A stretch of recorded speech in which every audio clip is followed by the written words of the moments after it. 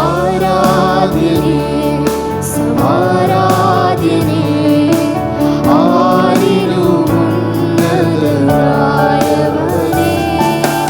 ആരാധിക്കുന്നു നിന്നെ എന്നും ആയുസ്സിൻ നാളുകളെല്ലാം.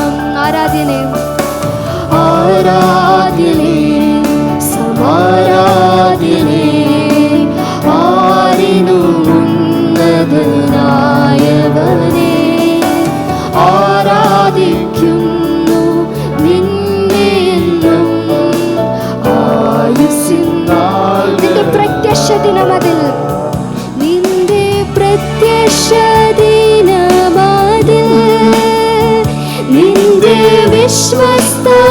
വിശ്വസ്തദാസനായി നിന്റെ വിശ്വസ്ത സാക്ഷിയായി നിന്റെ സന്നിധിയിലെത്തിയിടും ഞാൻ. നിന്റെ പ്രത്യക്ഷ ദിനം നിന്റെ പ്രത്യക്ഷ ദിനമതിൽ നിന്റെ വിശ്വസ്തദാസനായി നിന്റെ വിശ്വസ്ത സാക്ഷിയായി നിന്റെ സന്നിധിയിലെത്തിയിടും ഞാൻ. ആരാധന സമാരാധനേ ആരാധനേ ആരാധനേ ആരിലും ഉന്നതനായവനേ ആരാധിക്കുന്നു നിന്നെ ഞങ്ങൾ ആയുസ്സിൻ നാളുകളെല്ലാം. ആരാധ്യനേ ആരാധ്യനേ ആരിലും ഉന്നതനായവനേ ആരാധിക്കുന്നു നിന്നെ ആയുസ്സിൻ നാളുകളെല്ലാം. പ്രത്യക്ഷ ദിനമതിൽ പ്രത്യാശയോടെ പാടാം. പ്രത്യക്ഷ ദിനമതിൽ നിന്റെ വിശ്വസ്ത സാക്ഷിയായി നിന്റെ വിശ്വസ്ത സാക്ഷിയായി നിന്റെ സന്നിധിയിലെത്തിയിടും ഞാൻ. നിന്റെ പ്രത്യക്ഷ ദിനമതിൽ നിന്റെ വിശ്വസ്ത ദാസനായി നിന്റെ വിശ്വസ്ത സാക്ഷിയായി നിന്റെ സന്നിധിയിലെത്തിയിടും ഞാൻ. ആരാധ്യനേ ആരാധ്യനേ ആരിലും ഉന്നതനായവനേ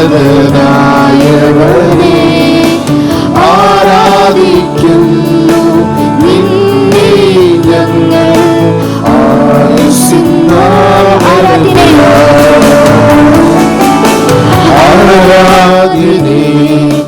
ആരാധ്യനേ ആരിലും ഉന്നതനായവനേ ആരാധിക്കുന്നു നിന്നെ ഞങ്ങൾ ആയുസ്സിൻ നാളുകളെല്ലാം. യേശു യേശു എന്റെ സ്നേഹിതൻ യേശു എന്റെ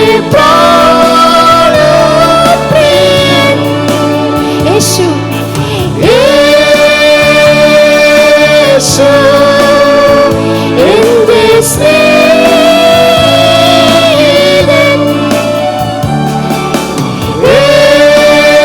യേശു എന്റെ അതുകൊണ്ട് ചേർന്ന് പാടാം. സുഖമുള്ള കാലത്തും കണ്ണുനീർ നേരത്തും സുഖമുള്ള കാലത്തും കണ്ണുനീർ നേരത്തും യേശു മാത്രം മതി. സുഖമുള്ള കാലത്തും സുഖമുള്ള കാലത്തും കണ്ണുനീർ നേരത്തും യേശു മാത്രം ഉറപ്പോടെ പാടാം. എന്റെ ഭാരം ചുമക്കുന്നവൻ, ഭാരം ചുമക്കുന്നവൻ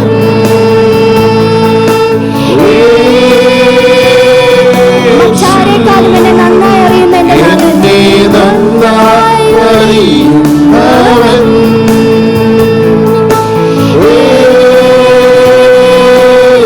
എന്റെ ഭാരം ചുമക്കുന്നവൻ, എന്റെ ഭാരം ചുമക്കുന്നവൻ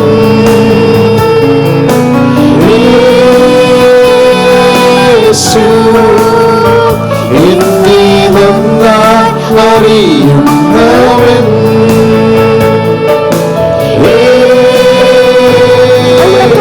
സുഖമുള്ള കാലത്തും കണ്ണുനീർ നേരത്തും, സുഖമുള്ള കാലത്തും കണ്ണുനീർ നേരത്തും യേശു മാത്രം മതി. സുഖമുള്ള കാലത്തും കണ്ണുനീർ നേരത്തും യേശു മാത്രം മതി. യേശു എന്റെ സ്നേഹിതൻ,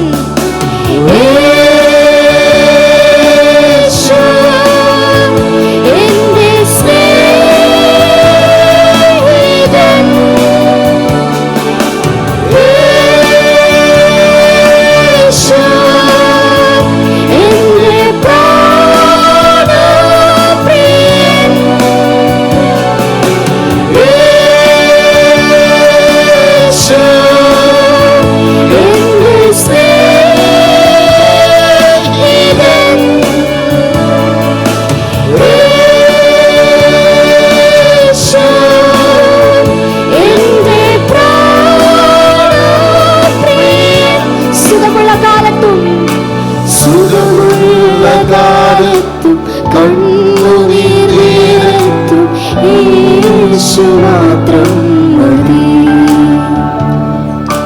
സുഖമുള്ള കാലത്തും കണ്ണുനീർ നേരത്തും യേശു മാത്രം മതി. ഒരിക്കൽ കൂടെ ഒന്ന് ചേർന്ന് പാടാം. സുഖമുള്ള കാലത്തും, സുഖമുള്ള കാലത്തും കണ്ണുനീർ നേരത്തും യേശു മാത്രം മതി.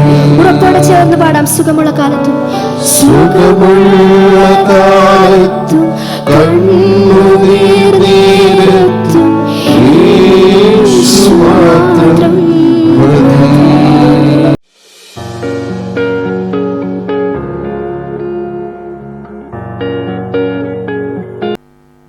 മഹത്വം ഉണ്ടാകട്ടെ. നമ്മൾ പഠിച്ചുകൊണ്ടിരിക്കുന്ന വിഷയം വേൾഡ് എന്ന് പറഞ്ഞ മറന്നുപോയിട്ടില്ലെന്ന് വിചാരിക്കുന്നു അല്ലേ?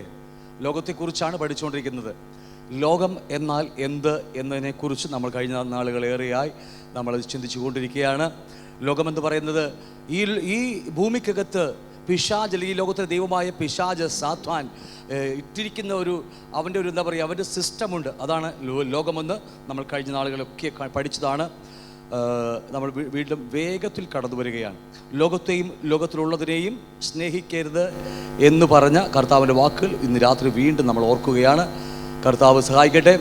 ആ ലോകത്തെയും ലോകത്തിലുള്ളതിനെയും നമുക്ക് സ്നേഹിക്കുവാൻ ദൈവകുഞ്ഞുങ്ങൾക്ക് യാതൊരു അനുവാദവുമില്ല. ലോകത്തിലുള്ളതും ലോകത്തെയും ലോകത്തിലുള്ളതിനെയും നമ്മൾ പറഞ്ഞ് അവസാനിപ്പിച്ചത് ഇവിടെയാണ്. 1 യോഹന്നാൻ ലേഖനം അതിൻ്റെ 2-ാം അധ്യായം 15, 16, 17 വാക്യങ്ങൾ പഠിക്കുമ്പോൾ നമ്മൾ കണ്ടുവന്നത് ലോകത്തെയും ലോകത്തിലുള്ളതിനെയും, ലോകമെന്ന് പറഞ്ഞാൽ സിസ്റ്റം ഓഫ് ദിസ് വേൾഡ്, ഈ ലോകത്തിൽ വെച്ചിരിക്കുന്ന സിസ്റ്റമാണ്.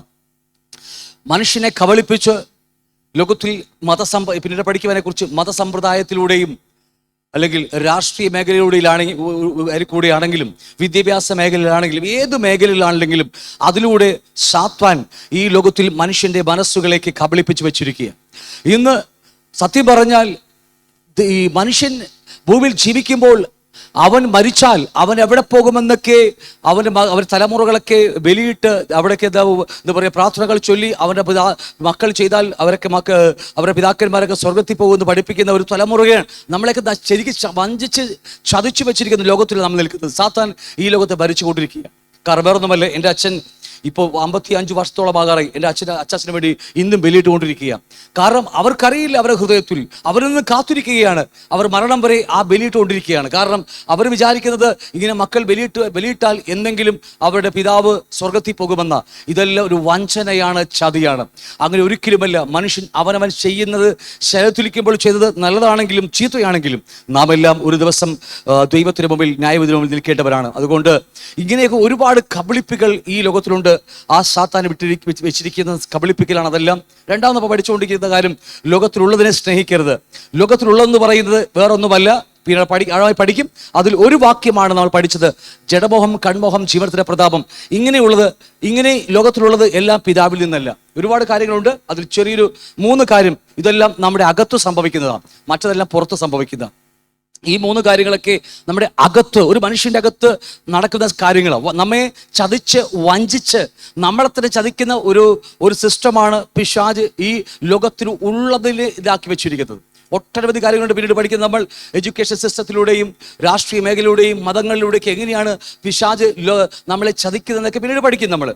ഇത് നമ്മുടെ അകത്ത് സംഭവിക്കുന്ന കാര്യങ്ങളാണ്. ജഡമോഹം, കൺമോഹം, ജീവനത്തിന്റെ പ്രതാപം നമ്മുടെ അകത്ത് വെച്ചുകൊണ്ട്, സിസ്റ്റം വെച്ചുകൊണ്ട് പിശാച് നമ്മളെ കബളിപ്പിച്ചു കൊണ്ടിരിക്കുന്ന കാര്യം മറന്നു പോകരുത്. അതുകൊണ്ട് ഈ ലോകത്തിലുള്ള ഈ കാര്യങ്ങൾ, ജഡമോഹം, കൺമോഹം, ജീവനത്തിന്റെ പ്രതാപം, ഇങ്ങനെയുള്ളതെല്ലാം ഒരു ദിവസം ലോകബോധത്തിന്റെ മോഹം ഒഴിഞ്ഞു പോകുമ്പോൾ നമ്മളും ഒഴിഞ്ഞു പോകും. പക്ഷേ ദൈവേഷ്ടം ചെയ്യുന്നവന് എന്നേക്കും ജീവിക്കും. ദൈവേഷ്ടം എന്ന് പറഞ്ഞാൽ മറ്റൊന്നുമല്ല, ദൈവം എന്തിനു വേണ്ടി മനുഷ്യനെ സൃഷ്ടിച്ചു, മനുഷ്യൻ എന്തിനാണ് ഈ 7000 വർഷം മാത്രം ആയുസുള്ള ഈ ഭൂമിക്കകത്ത് എന്തിനാ മനുഷ്യൻ ഇട്ടിരിക്കുന്നു, എന്തിനാണ് കർത്താവ് ഭൂമിയിലേക്ക് വന്നത്, അത് ആ കർത്താവ് എന്തിനാണ് നമ്മെ വിളിച്ചിരിക്കുന്നത്, നമ്മൾ എന്തിനാണ് മറ്റു മതങ്ങളിൽ ജീവിച്ച എന്നേക്ക് കർത്താവ് ഭൂമിയിലേക്ക് ഇറങ്ങി, ദൈവത്തിന്റെ പുത്രനായ ക്രിസ്തു ഭൂമിയിലേക്ക് ഇറങ്ങി വന്ന് എനിക്ക് പകരക്കാരനായി ക്രൂശിൽ എൻ്റെ പാപങ്ങൾക്ക് വേണ്ടി മരിച്ചത് എന്തിനാണെന്നൊക്കെ നാം അറിയുമ്പോഴാണ്, അതൊക്കെയാണ് ദൈവേഷ്ടം. അതൊക്കെ അറിഞ്ഞ് അതിനുവേണ്ടി ജീവിച്ച് പ്രവർത്തിക്കുന്നതൊക്കെയാണ് ദൈവേഷ്ടം എന്ന് പറയുന്നത്. അങ്ങനെ ചെയ്യുന്നവർ എന്നേക്കും ഇരിക്കും. ഹല്ലേലൂയ. ഓക്കെ, നമ്മൾ അതിനെക്കുറിച്ച് പിന്നീട് പഠിക്കും. എന്തുമാകട്ടെ, നമ്മൾ കുറേ പഠിച്ചതാണ്, നമ്മൾ ഓടിച്ചു വിടുകയാണ്. ആദ്യ മനുഷ്യനായ ആദ്യത്തെ ഹവ്വയും ദൈവം സൃഷ്ടിച്ചു. പക്ഷേ പിശാച് അവർക്കും ഇതുപോലെ കൊടുത്തത് കൺമോഹം, ജഡമോഹം, ജീവനത്തിന്റെ പ്രതാപം. കഴിഞ്ഞ ആഴ്ച നമ്മൾ ആഴമായി ചിന്തിച്ച കാര്യമാണ്. കാരണം ഇതിലൂടെയാണ് പിശാച് മാനവരാശിയെ ചതിച്ചുകൊണ്ടിരിക്കുന്നത്. അത്രയും ഇമ്പോർട്ടൻ്റ് ആയ ഒരു വിഷയമാണ് ഈ കൺമോഹം, ജഡമോഹം, ജീവനത്തിന്റെ പ്രതാപം എന്ന് പറയുന്നത്. അതുകൊണ്ട് ആദ്യ മനുഷ്യനായ ഹവ്വയെ ചതിച്ചത് എങ്ങനെയാണെന്നും നമ്മൾ കഴിഞ്ഞ ആഴ്ച ആഴമായി ചിന്തിച്ചതാണ്. നമ്മളത് വളരെ ശ്രദ്ധയോടെ പഠിച്ച കാര്യമാണ് അതെല്ലാം. ഇത് ഉൽപ്പത്തി മുതൽ പിശാച് മാനവരാശിയെ ചതിക്കാൻ വേണ്ടി വെച്ചിരിക്കുന്ന ഒരു വലിയൊരു എന്താ പറയുക, ഒരു സിസ്റ്റമാണ്. മറന്നു പോകരുത്. നമ്മൾ അതിനെക്കുറിച്ച് ഒരുപാട് കാര്യങ്ങൾ പഠിച്ചതാണ്, വിട്ടുപോകുന്നു. 2 പത്രോസ് ലേഖനത്തിൽ നമ്മൾ പഠിച്ചു. ഈ വാക്യം 4-5 വാക്യങ്ങൾ പഠിച്ചതാണ്. അവയാൽ നമുക്ക് വിലയേറിയതും അതിമഹത്തായ വാഗ്ദത്തം നൽകിയിരിക്കുന്നു. അവയാൽ എന്ന് പറഞ്ഞാൽ തൊട്ടുമോളി പഠിച്ചു, ദൈവത്തിന്റെ പരിജ്ഞാനത്തിൽ, അല്ലേ? നാം ദൈവത്തെക്കുറിച്ചുള്ള പരിജ്ഞാനത്തിൽ വളരേണ്ട ആൾക്കാരാണ് നമ്മളെല്ലാം. അതെന്താണെന്ന് കഴിഞ്ഞ നമ്മൾ ആഴമായി ചിന്തിച്ചതാണ്, അല്ലേ? എന്താണ് ദൈവപരിജ്ഞാനം? ആ പരിജ്ഞാനം നമുക്കില്ലെങ്കിൽ നമുക്കൊരിക്കലും ആ പരിജ്ഞാനത്തിൽ വളർന്നാൽ മാത്രമേ, അവയാലാണ്, ആ പരിജ്ഞാനം കിട്ടിയാലാണ്, അവയാൽ നമുക്ക് എന്ത് കിട്ടും? ആ ദൈവപരിജ്ഞാനം കിട്ടിയാൽ, അടുത്ത ഒരു വാക്യം പറയുന്നു, തൻ്റെ മഹത്വത്താലും വീര്യത്താലും തന്നെ വിളിച്ചവന്റെ പരിജ്ഞാനത്താൽ അവന്റെ ദിവ്യശക്തി നമുക്ക് ജീവനും ഭക്തിക്കും ആവശ്യമാക്കി ദാനം നൽകിയിരിക്കുന്നു.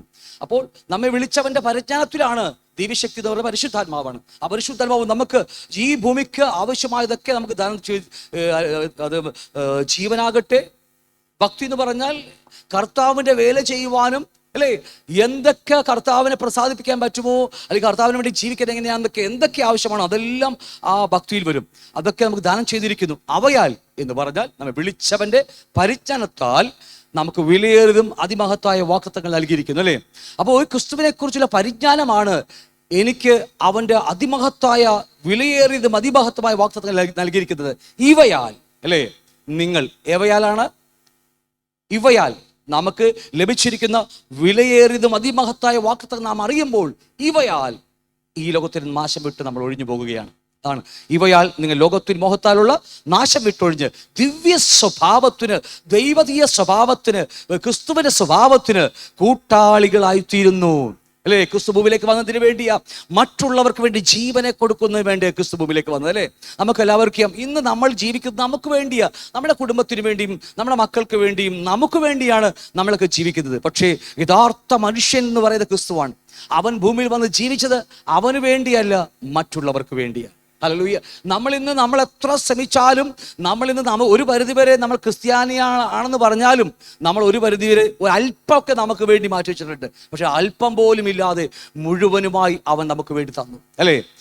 അതാണ് യഥാർത്ഥമായ മനുഷ്യന്റെ സ്വഭാവം എന്ന് പറയുന്നത്. അത് നമ്മളിലില്ല. നമ്മൾ അതിലേക്ക് വന്നുകൊണ്ടിരിക്കുക. നമ്മൾ ദിവ്യ സ്വഭാവത്തിലേക്ക് നമ്മൾ വന്നുകൊണ്ടിരിക്കുക. അവസാനം നമ്മൾ ഈ ഭൂമിയിൽ നിന്ന് മാറ്റപ്പെടുമ്പോൾ നമ്മൾ നമുക്കായി ജീവിക്കത്തില്ല. ഹല്ലേലൂയ. മറ്റുള്ളവർക്ക് അവസാന ശ്വാസവും നമ്മുടെ നന്മകളും നമ്മുടെ സമ്പത്തും നമ്മുടെ ആരോഗ്യവും നമ്മുടെ എല്ലാം മറ്റുള്ളവർക്ക് വേണ്ടി, അല്ലെങ്കിൽ ദൈവത്തിന്റെ പ്രസാദത്തിന് വേണ്ടി, അവൻ്റെ ഇഷ്ടം ചെയ്യാൻ വേണ്ടി, മറ്റൊരു വ്യക്തി പറഞ്ഞാൽ മറ്റുള്ളവർക്ക് വേണ്ടി നമ്മൾ ദാനം ചെയ്തിട്ടാണ് പോകുന്നത്. അങ്ങനെയാണ് നമ്മൾ ദിവ്യ സ്വഭാവത്തിന് കൂട്ടാളികളായിത്തീരുന്നത്. അതുകൊണ്ട് നമ്മൾ കഴിഞ്ഞ ആഴ്ച ആഴമായി പഠിച്ചതാണ്, നമ്മെ വിളിച്ചവരുടെ പരിജ്ഞാനം വളരെ ഇമ്പോർട്ടൻ്റ് ആയ വിഷയമാണ്. ഹല്ലേലൂയ. അവയാലാണ് നമുക്ക് അതിമഹത്തായ, ഇവിടത്തെയല്ല വിലയേറുന്ന അതിമഹത്തായ വാക്തത്വങ്ങൾ ഇവിടെയല്ല, ഇവിടത്തെയൊക്കെ ചെറിയ വാക്തത്വങ്ങളാ. ഉണ്ണാനും ഉടുപ്പാനും കുടിപ്പാനൊക്കെയുള്ളത് ചെറിയ ചെറിയ വാക്തത്വങ്ങൾ. അത് ശവപ്പറമ്പ് വരെ നമുക്ക് ലഭിക്കത്തുള്ളൂ. അതിനൊന്നും നമുക്ക് സ്വർഗത്തിൽ കൊണ്ടുപോകാൻ കഴിയത്തില്ല. ഹല്ലേലൂയ. എന്നാൽ വിലയേറിയ അതിമഹത്തായ വാക്തത്വങ്ങൾ നമുക്ക് ലഭിക്കണമെങ്കിൽ ദൈവിക പരിജ്ഞാനം നമുക്ക് ആവശ്യമാണ്. അതുകൊണ്ട് വളരെ ശ്രദ്ധയോടെ നമ്മുടെ ഈ ആയുസ് വളരെ ശ്രദ്ധയോടെ നമ്മൾ ജീവിക്കണം, ഇല്ലെങ്കിൽ പെട്ടുപോകാനിടയുണ്ട്. ഹല്ലേലൂയ. ഇവയാൽ, അല്ലേ, നമ്മൾക്ക് ആ വിലയേറിയും അതിമഹത്തായ വാക്തത്വങ്ങളെ കുറിച്ച് അറിയുമ്പോൾ ഇവയാൽ നമ്മൾ എന്തെന്നറിയാമോ? ഈ ലോകത്തിന് നാശം, ഈ ലോകത്താലുള്ള മോഹത്താലുള്ള നാശം വിട്ടൊഴിഞ്ഞിട്ട് ദിവ്യ സ്വഭാവത്തിന് കൂട്ടാളികളാകുകയാണ്. ഹല്ലേലൂയ. അപ്പോൾ ഒരു ഓർഡറിൽ കർത്താവ് പഠിപ്പിച്ചു കണ്ട. ആദ്യം പറയുന്നത്, നമുക്ക് ദൈവം നാം വിളിച്ചവന്റെ പരിജ്ഞാനത്തിൽ പരിശുദ്ധാത്മാവ് നമുക്ക് ജീവനും ഭക്തിക്കും ഈ ലോകത്തിൽ ജീവിക്കേണ്ടത് ആവശ്യമായ എന്തൊക്കെയാണോ അത് മുഴുവൻ തന്നിട്ടാണ് എന്നെ നിങ്ങളെ വിളിച്ചിരിക്കുന്നത്. ഞാൻ പിന്നീട് അതിനൊക്കെ കുറിച്ച് ആഴമായിട്ട് വേറെ ക്ലാസ് നമ്മൾ പഠിക്കും.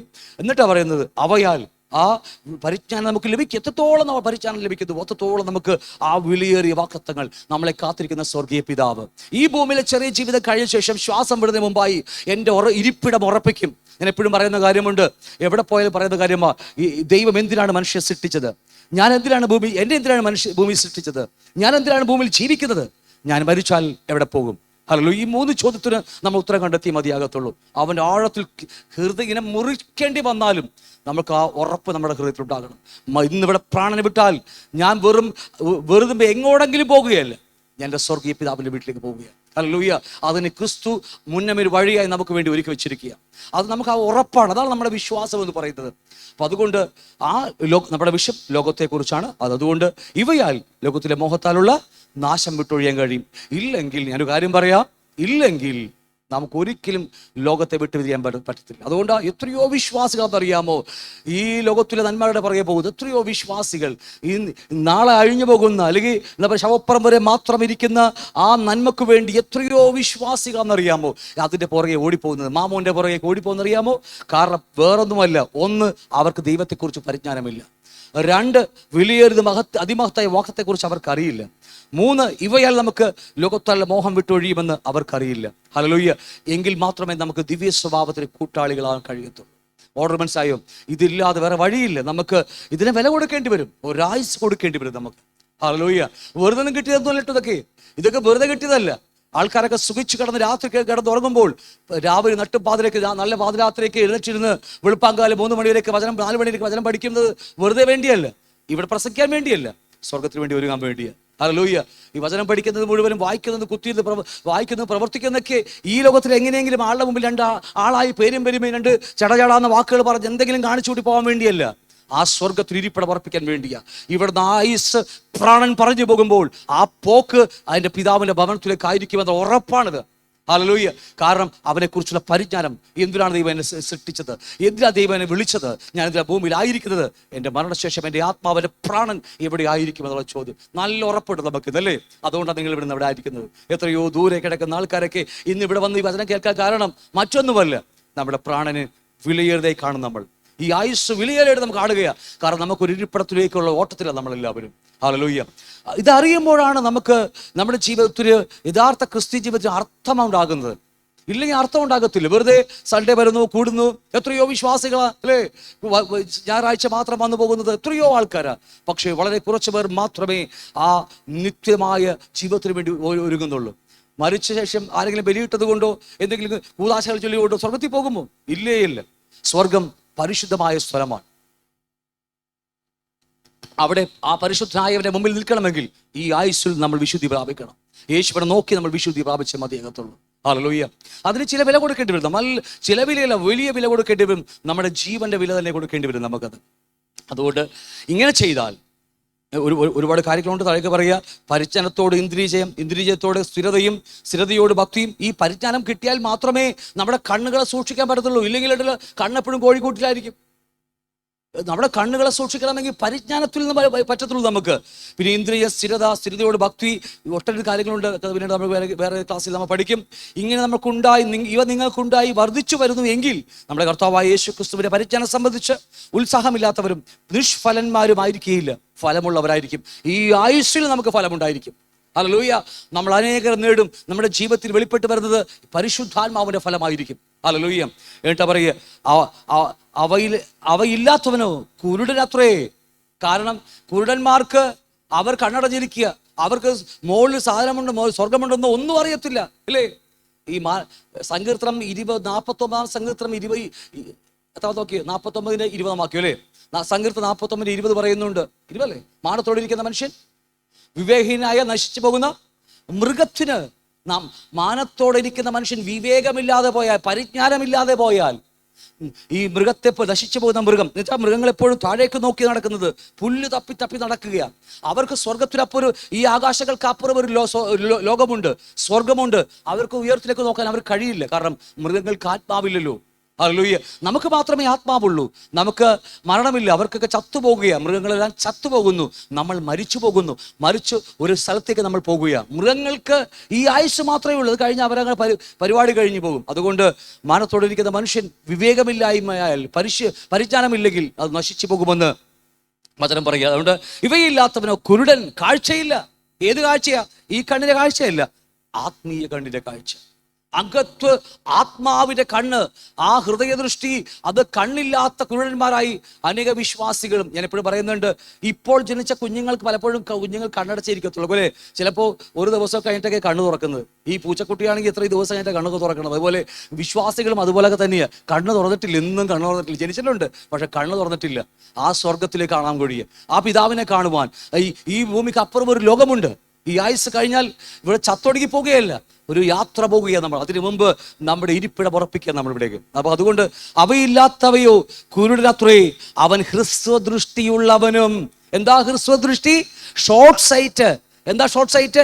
ഏറ്റവും അടുത്തുള്ളത് മാത്രമേ കാണത്തുള്ളൂ. എവിടെ ഒന്ന് മേടിച്ചാൽ എവിടെ ഒന്ന് ഫ്രീ കിട്ടും, എവിടെ വില കുറച്ച് കിട്ടും അല്ലേ, എന്നൊക്കെ നോക്കി നടക്കുന്ന ഹ്രസ്വദൃഷ്ടി. ഈ ആയുസ്സിനു വേണ്ടി മാത്രം ജീവിക്കുന്ന ഹ്രസ്വദൃഷ്ടിയുള്ളവർ കുരുടന്മാർ. ഹല്ലേലൂയ. അവർക്ക് നരകമല്ലാതെ മറ്റൊന്നുമില്ല. എന്നാൽ ദീർഘദൃഷ്ടിയുള്ളവൻ, ലോങ് സൈറ്റ് ഉള്ളവൻ, അവനാണ് യഥാർത്ഥ ദർശനമുള്ളവൻ. അവൻ നമ്മൾ പണ്ട് പഠിച്ചിട്ടുണ്ട്, where there is no vision the people perish അല്ലേ. പരിജ്ഞാനമില്ലാത്തിടത്ത് ജനം മര്യാദ വിട്ട് നടക്കുന്ന മലയാളത്തിൽ എഴുതി വെച്ചിരിക്കുക. ദർശനം, ലോങ് ദർശനം അല്ലേ. ആ വലിയ നമ്മുടെ കണ്ണുകൾ ഉയരങ്ങളിലേക്ക് ഉയരുകയാണ്. ഈ ലോകത്തിലേക്കാണെങ്കിൽ നമ്മളിപ്പോൾ എവിടെയെങ്കിലും പോയാൽ മതിയല്ലേ. ലുലുലും എന്ത് മാളാ, ഫോറം മാളിലൊക്കെ പോയി എവിടെയാ ഡിസ്കൗണ്ട്, എന്നൊക്കെയാ ഡിസ്കൗണ്ട് എന്നൊക്കെ ചോക്കി നമ്മളിങ്ങനെ തപ്പി കാണും. നമുക്ക് ലാഭമൊക്കെ കിട്ടും, ഇഷ്ടംപോലെ ലാഭം കിട്ടും. ഫ്ലിപ്കാർട്ടിൽ 12 മണിക്കൊക്കെ ഒരുപാട് ഡിസ്കൗണ്ട് കൊടുക്കും. നമുക്ക് ആ കുത്തിയിരുന്ന് കുഞ്ഞുങ്ങൾ ഫ്ലിപ്കാർട്ട് 12 മണിക്കൊക്കെ ഒരുപാട് ലാഭത്തിലൊക്കെ വാങ്ങിയിട്ടുണ്ട്. ഞാൻ മോശക്കാരനായിരുന്നില്ല അല്ലേ, എന്തെങ്കിലും ആകട്ടെ. അപ്പൊ അങ്ങനെയൊക്കെ ചെയ്ത കാലമുണ്ട് നമുക്ക്. പക്ഷേ പിന്നീട് മനസ്സിലായി ഇതൊന്നുമല്ല, ഉയരത്തിലപ്പുറം ഒരു ലോകം നമുക്കുണ്ട്.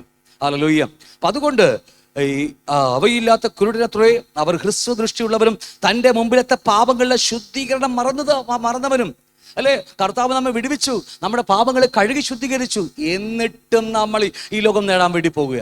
ഇവിടുത്തെ മാമോൻ, ഇവിടുത്തെ സമ്പത്തിന്റെ പുറകെ ഓടുക. എത്ര വാരിക്കൂട്ടിയാലും ഒരു സുപ്രഭാതത്തിൽ നേരം വെളുക്കുമ്പോൾ ഇതൊക്കെ വിളിട്ടേച്ച് നമ്മൾ തിരിച്ചു പോകേണ്ടി വരും.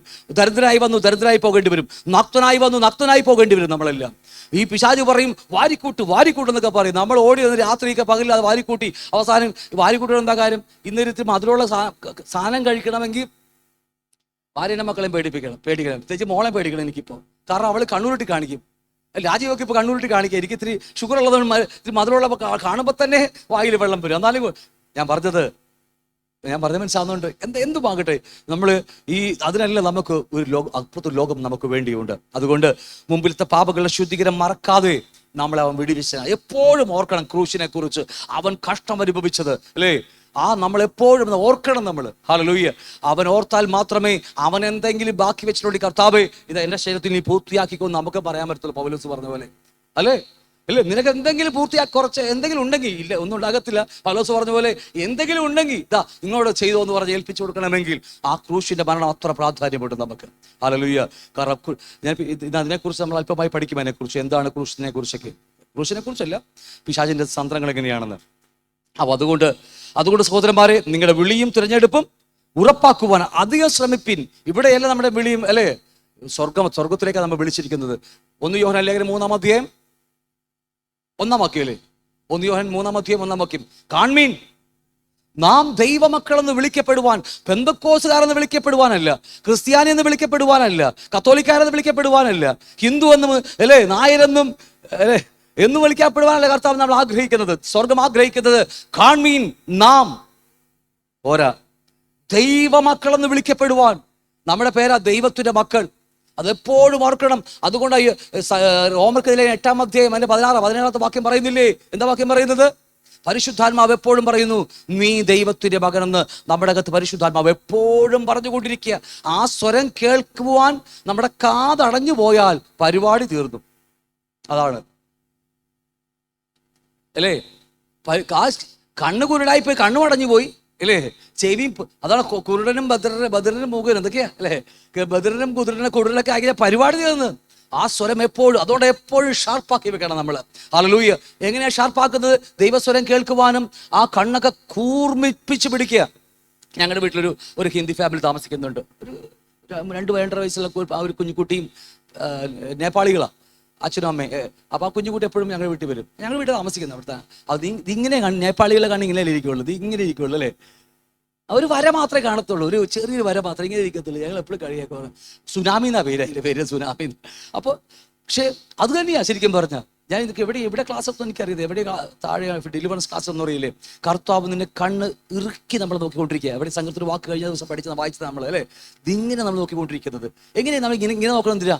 ഒരു സാധനം സൂക്ഷിച്ച് നോക്കുമ്പോൾ നമ്മൾ ഇങ്ങനെയൊക്കെയാണ് നോക്കുന്നത് അല്ല, ഇതിങ്ങനെ നമ്മൾ സൂക്ഷിച്ച് നോക്കില്ലേ. അതുപോലെ സ്വർഗം പോലും നമ്മളെ സൂക്ഷിച്ച് നോക്കിക്കൊണ്ടിരിക്കുക. അല്ല, അതുപോലെ ആയിരിക്കണം, നമ്മുടെ സൂക്ഷിച്ചായിരിക്കണം നമ്മുടെ കാര്യങ്ങളൊക്കെ നോക്കിക്കൊണ്ടിരിക്കേണ്ടത്. ഹല്ലേലൂയ. അത് സൂക്ഷിച്ച് നോക്കണമെങ്കിൽ കണ്ണ് മിഴിച്ച് നോക്കി അവിടെ ഇവിടെയൊക്കെ നമ്മുടെ കണ്ണിലേക്ക് ഓടി വരും അല്ലേ. സൂക്ഷിച്ച് നോക്കുമ്പോൾ അത് മാത്രമേ നമുക്ക് കാണത്തുള്ളൂ. ഹല്ലേലൂയ. കർത്താവ് നിങ്ങളെ സഹായിക്കട്ടെ. ഇങ്ങനെ ചെയ്താൽ നമ്മുടെ വിളിയും തിരഞ്ഞെടുപ്പ്, സ്വർഗത്തിലെ വിളിയും തിരഞ്ഞെടുപ്പൊക്കെ നമുക്ക് ഉറപ്പാക്കിയാൽ, ലോകത്തിലൊക്കെ നാശമൊക്കെ വിട്ടൊഴിഞ്ഞ് നമ്മുടെ സ്വർഗീയ വിളി നമ്മൾ ഉറപ്പാക്കിയാൽ, ഇങ്ങനെ ചെയ്താൽ 11 നിങ്ങൾ ഒരു നാളും ഇടറിപ്പോകാതെ നമ്മുടെ കർത്താവ് രക്ഷിതാവുമായ യേശു ക്രിസ്തുവിന്റെ നിത്യരാജ്യത്തിലേക്കുള്ള പ്രവേശനം ധാരാളമായി നമുക്ക് ലഭിക്കും അല്ലേ. ഇങ്ങനെയൊക്കെ ചെയ്താൽ, ഇങ്ങനെയൊക്കെയാ തൊട്ട് മോള് പറഞ്ഞു വരിക അല്ലേ. അങ്ങനെയൊക്കെ ചെയ്താൽ നിങ്ങൾ ഒരു നാളും ഇടറിപ്പോകത്തില്ല. ഇല്ലെങ്കിൽ ഒരാഴ്ച വിശ്വാസത്തിൽ സ്ട്രോങ് ആയിരിക്കും, അടുത്ത ആഴ്ച ശമ്പളം കിട്ടില്ല, ദേ വിശ്വാസത്തെ താഴെ കിടക്കും അല്ലേ. പിറ്റേ ആഴ്ച ശമ്പളം കിട്ടും, ദേ വിശ്വാസി പോകും. അതിനിടയ്ക്ക് എപ്പോഴെങ്കിലും ഫാമിലി പ്രശ്നം ഉണ്ടാവും, ദേ താഴെ കിടക്കും വിശ്വാസം. അയ്യോ എനിക്ക് വേണ്ടി പ്രാർത്ഥിക്കണം അല്ലേ. ഈ മോള് മുതൽ ഈ ഓർഡറായി എങ്ങനെയൊക്കെ ചെയ്യണം എന്നൊക്കെ എഴുതിയിട്ടുണ്ട്. അതുപോലെ നമ്മൾ ചെയ്തെടുത്താലുണ്ടല്ലോ, ഈ എന്തൊക്കെ സുനാമി വന്നാലും, ഞാനെ കുറിച്ച് പറഞ്ഞത് എന്തൊക്കെ സുനാമി വന്നാലും നമുക്കൊരു കുലുക്കുണ്ടാകത്തില്ല. ഹല്ലേലൂയ. ആ ഉറക്കും നമ്മുടെ ജീവിതം. അതുകൊണ്ട് വളരെ ശ്രദ്ധയോടെ നമുക്ക് ഓടാൻ. നമുക്ക് ഇന്ന് പാകട്ടെ ക്രിസ്തു ജീവിതം വിശ്വാസത്തിൽ ആരംഭിക്കുന്നു, വിശ്വാസം ഒരു വ്യക്തിയിലാകുന്നു അല്ലേ, വിശ്വാസം ഒരു ദൈവത്തിൽ അധിഷ്ഠിതമാകും എന്നൊക്കെ പറഞ്ഞ കുറെ കാര്യങ്ങൾ യേശു പഠിച്ച് നാം വിട്ടുപോകുന്നു. അതും പഠിച്ചതാണ്. ഞാൻ പറയാത്ത കാര്യം മാത്രമേ ഞാൻ പറഞ്ഞു പോകുന്നുള്ളൂ. പരീക്ഷ നിങ്ങളെ പരീക്ഷിച്ചു പോ അല്ലേ. അവിടെ പറയുന്നുണ്ട് പരീക്ഷകൻ നിങ്ങളെ പരീക്ഷിച്ചു പോ. സാത്താൻ നമ്മളെ പരീക്ഷിക്കും. ഹല്ലേലൂയ. എപ്പോഴും ഓരോ സെക്കൻഡ് സാത്താൻ നമ്മെ പരീക്ഷിക്കും. മോഹങ്ങൾ നൽകി, ലോകത്തിലെ മോഹങ്ങൾ നൽകി. അതുകൊണ്ടാ എപ്പോഴും ശ്രദ്ധിക്കണം. കൺമോഹം, ജഡമോഹം, ജീവിതത്തിന്റെ പ്രതാപം. ഇത് മൂന്നിലൂടെയാണ് നമ്മുടെ അകത്ത് നിന്ന് ഇങ്ങനെ പൊക്കുന്നത്. പുറമേന്ന് കാണിക്കും. സത്യത്തിൽ നമ്മളിങ്ങനെ പറയാറുണ്ട്, ജഡമെന്ന് പറയുന്നത് സാത്താന്റെ കുഞ്ഞാണെന്ന് ഞാൻ നമ്മുടെ അകത്ത് പറയാം. സാത്താന്റെ കുഞ്ഞ് അല്ലേ. ഹവ്വ ഉൽപ്പത്തിയിൽ ഹവ്വ ഒറ്റക്ക് നടന്ന ആത്മീയ അധികാരിയായ ഭർത്താവിനെ വിട്ട് ഒറ്റക്ക് നടക്കാൻ പോയപ്പോ വേറൊരു കാമുകൻ വന്ന് പെട്ടു. അവന് പേരാ അല്ലേ. പുള്ളിക്കാരൻ വന്ന് പെട്ടു. അവർ തമ്മിൽ സ്നേഹമായി. അങ്ങനെ ജനിച്ച കുഞ്ഞാണ് ഏത്? നമ്മളല്ല, ജഡം, അകത്ത് ജഡം അല്ലേ, അത് ഇന്നും നമ്മുടെ അകത്തുണ്ട് അല്ലേ, പറഞ്ഞ അല്ലേ, പഠിക്കുക, അകത്ത് കിടക്കുക ഒരു സാത്താന്റെ കുഞ്ഞ്. സകല പഴയ മനുഷ്യൻ ഞാൻ പറയും, നമ്മൾ പല പേരുണ്ട്. പഴയ മനുഷ്യൻ അല്ലേ, ജഡം, പഴയ പ്രകൃതം, പാപപ്രകൃതം അല്ലേ, ഒക്കെ നമ്മുടെ അകത്ത് കിടക്കുക. പുറമേ നിന്ന് അച്ഛൻ എന്ന് പറയാനാ പള്ളിയിലച്ഛനല്ല, സാത്താൻ അല്ലേ, പുറമേ നിന്ന് ബോഷ്കിന്റെ പിതാവായ സാത്താൻ അച്ഛൻ അവിടെ നിന്ന് മോനെ വശീകരിക്കും. ദേണ്ട നല്ല ഉടുപ്പ്, നല്ല അല്ലേ, നല്ല വെട്ടുള്ള വീക്കട്ടുള്ള ചുരിദാർ എന്നൊക്കെ പറഞ്ഞ് കാണിക്കുമ്പോൾ അകത്ത് നിന്ന് മോൻ പറയും, നമ്മൾ പറയും ഇതേ കൊള്ളാം, അടിപൊളി ചുരിദാർ എന്നൊക്കെ പറഞ്ഞ് നമ്മൾ അകത്ത് നിന്ന് നമ്മളിങ്ങനെ പൊക്കി വിടും.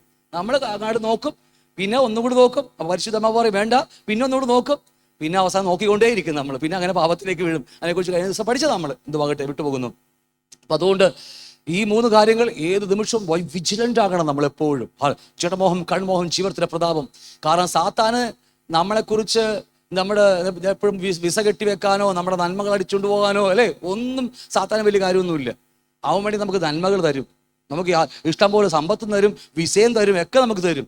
അവൻ നമ്മുടെ അകത്തുള്ള ദൈവരാജ്യം, രക്ഷ, നമ്മുടെ അകത്തുള്ള ക്രിസ്തുവിനെ, നമ്മുടെ അകത്തുള്ള വീണ്ടും ജനിച്ചവനെയൊക്കെ പുറത്ത് കളയാൻ അവനെ ഇഷ്ടം. നമ്മൾ ലോകം ഇടിച്ച് കയറ്റി വെക്കാൻ അവൻ ആഗ്രഹം. ഹല്ലേലൂയ. എത്രത്തോളം ലോകം ഇടിച്ച് കയറ്റി വെക്കാൻ പറ്റുമോ അത്രത്തോളം അവൻ ചെയ്തുകൊണ്ടിരിക്കുന്നു നമ്മുടെ അകത്ത്. അല്ലാതെ നമ്മളിന്ന് പണം എടുത്തിട്ട് പോകുന്നതും അല്ലേ, നമ്മുടെ ജോലി കെട്ടിവെക്കുന്നതും സാത്താനല്ല, ദൈവം തന്നെയാണ് ചെയ്തുകൊണ്ടിരിക്കുന്നത്. പലപ്പോഴും ഞാൻ പറഞ്ഞത് മനസ്സിലാവുന്നുണ്ടോ? സാത്താൻ വിസ കെട്ടിവെച്ചു, ജോലി തടഞ്ഞു വെച്ചിരിക്കുകയാണ്, ജോലി എനിക്ക് പ്രൊമോഷൻ വന്നതാ, സാത്താൻ തടഞ്ഞു വെച്ചിരിക്കുന്നത്. അബദ്ധങ്ങളാണ് നമ്മൾ പറഞ്ഞു കൂട്ടുന്നത്. സാത്താനല്ല, ദൈവം തന്നെയാണ്. ഹല്ലേലൂയ. നമ്മുടെ ജീവിതത്തിൽ ഒരു കൊതുക് വന്ന് കുത്തണമെങ്കിൽ സ്വർഗം അറിഞ്ഞേ മതിയാകത്തുള്ളൂ. പിശാചിന് വേണ്ടി നമുക്ക് ഇതൊക്കെ തരും വേണി. പൊക്കോടാ, നീ ഗൾഫിൽ എവിടെയെങ്കിലും പോയിട്ട് നീ ഓവർ ടൈം ഒക്കെ ജോലി എടുത്ത് ബൈബിളും വായിക്കാൻ സമയം കിട്ടത്തില്ല അല്ലേ, പ്രാർത്ഥിക്കാനും സമയം കിട്ടത്തില്ല.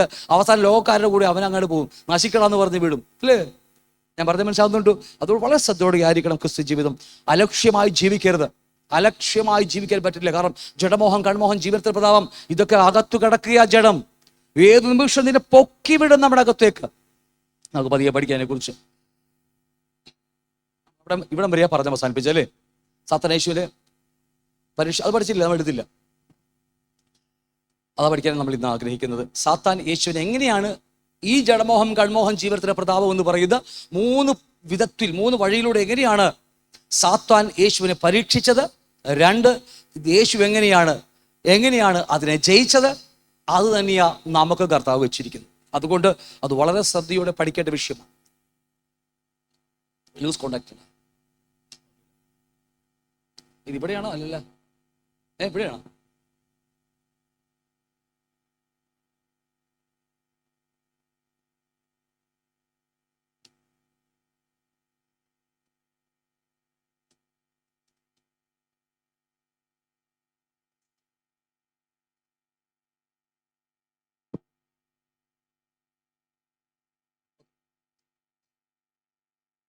ലൂക്കോസിന്റെ സുവിശേഷ ഭാഗം 4-ാം അധ്യായം 1 മുതൽ 14 വരെ പഠിക്കുമ്പോൾ നമുക്കവിടെ കാണാൻ കഴിയുന്നത് യേശു പരിശുദ്ധാത്മാവ് നിറഞ്ഞവനായി യോർദാൻ വിട്ട് മടങ്ങി. ആത്മാവ് അവനെ മരുഭൂമിയിലേക്ക് നടത്തി. പിശാച് അവൻ 40 ദിവസം പരീക്ഷിച്ചു കൊണ്ടിരുന്നു അല്ലേ. ഒരു സത്യം ഞാൻ നിങ്ങളോട് തുടക്കത്തിൽ തന്നെ പറഞ്ഞേക്കാം. നിങ്ങളുടെ ഹൃദയത്തെ കുറിച്ചിട്ടോ നമ്മൾ ആത്മാവ് നിറഞ്ഞാലും സാത്താനാൽ പരീക്ഷിക്കപ്പെടും. നമ്മൾ ആത്മാവിൽ നിറഞ്ഞു ജീവിച്ചാലും, എൻ്റെ വാക്ക് നിങ്ങൾ ശ്രദ്ധിക്കണം, ഞാൻ പറഞ്ഞു വിടുകയാണ്, നമ്മുടെ വിഷയം അതല്ലാത്തതുകൊണ്ട് പറഞ്ഞു വിടുകയാണ്. നമ്മൾ എത്ര ആത്മാവിൽ നിറഞ്ഞു ജീവിച്ചാലും സാത്താൻ നമ്മുടെ കൂടെ ഉണ്ടാവും, പരീക്ഷിക്കാൻ വന്നിരിക്കുക. എൻ്റെ വാക്ക് നിങ്ങൾ ക്ലിയറാണ് ഞാൻ പറഞ്ഞത്? കാരണം ഇവിടെ കർത്താവ് ആത്മാവ് നിറഞ്ഞവനായി യോർദാൻ വിട്ട് അവൻ അല്ലേ അവിടെ ചെന്ന് അവനെ, എന്നിട്ട് പോലും സാത്താൻ അവനെ പരീക്ഷിച്ചു. ഞാൻ പറഞ്ഞ മനസ്സിലാവുന്നുണ്ടോ? ആത്മനിറവിൽ ജീവിച്ചിട്ട് പോലും അവന് സാത്താൻ പരീക്ഷിച്ചെങ്കിൽ നമ്മൾ ഈ ആത്മാവില്ലാത്തല്ലേ നമ്മുടെ കാര്യം പറഞ്ഞിട്ട് കാര്യമുണ്ട്. അപ്പം അതുകൊണ്ട് എപ്പോഴും നമ്മുടെ ജീവിതത്തിൽ പ്രവർത്തിക്കാൻ ഇടയുണ്ട്. 2 ഒരു വാക്കിനോട് പറഞ്ഞേക്കാം. ലൂക്കോസും മത്തായും ഇത് എഴുതുമ്പോൾ ചെറിയ ചെറിയ വ്യത്യാസങ്ങളുണ്ട്. ഒരു വ്യത്യാസം മാത്രം ഞാൻ പറഞ്ഞു പോയേക്കാം.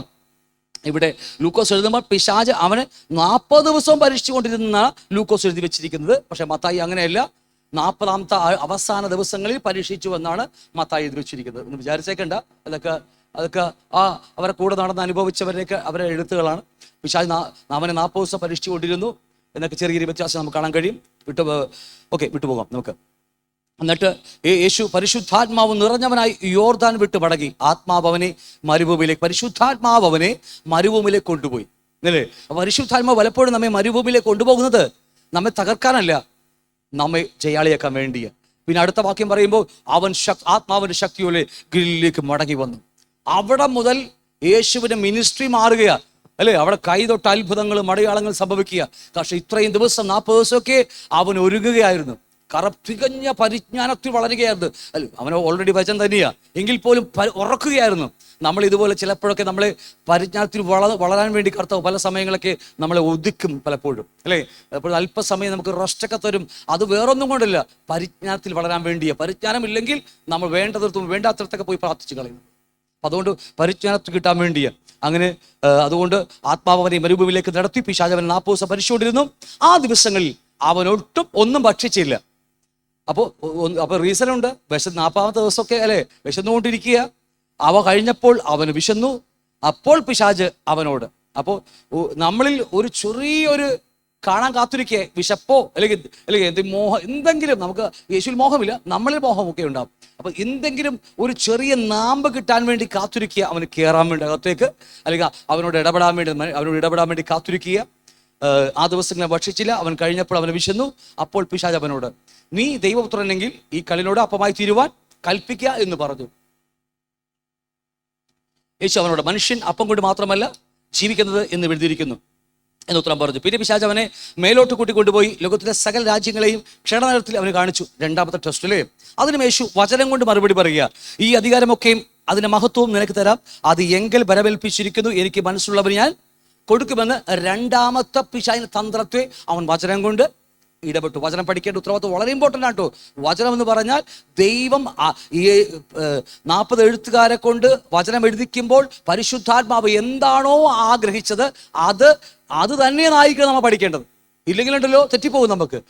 വചനം എഴുതുമ്പോൾ പരിശുദ്ധാത്മാവ് എന്താണ് ആ ചിന്ത അവരുടെ എഴുത്തുകാരുടെ ഹൃദയത്തിൽ, അല്ലേ? പഴയ നിയമത്തിലെ മോശയാവട്ടെ, എന്താ പറയുക, ദാവീദാവട്ടെ, പല വ്യത്യസ്തമായ എത്രയോ ആൾക്കാരൊക്കെ എഴുതുമ്പോൾ, പുതിയ നിയമത്തിലെ എല്ലാവരും എഴുതുമ്പോൾ അവരുടെ ഹൃദയത്തിൽ എന്തായിരുന്നു അറിയുന്നില്ലെങ്കിൽ നമുക്ക് മനസ്സിലാകത്തില്ല.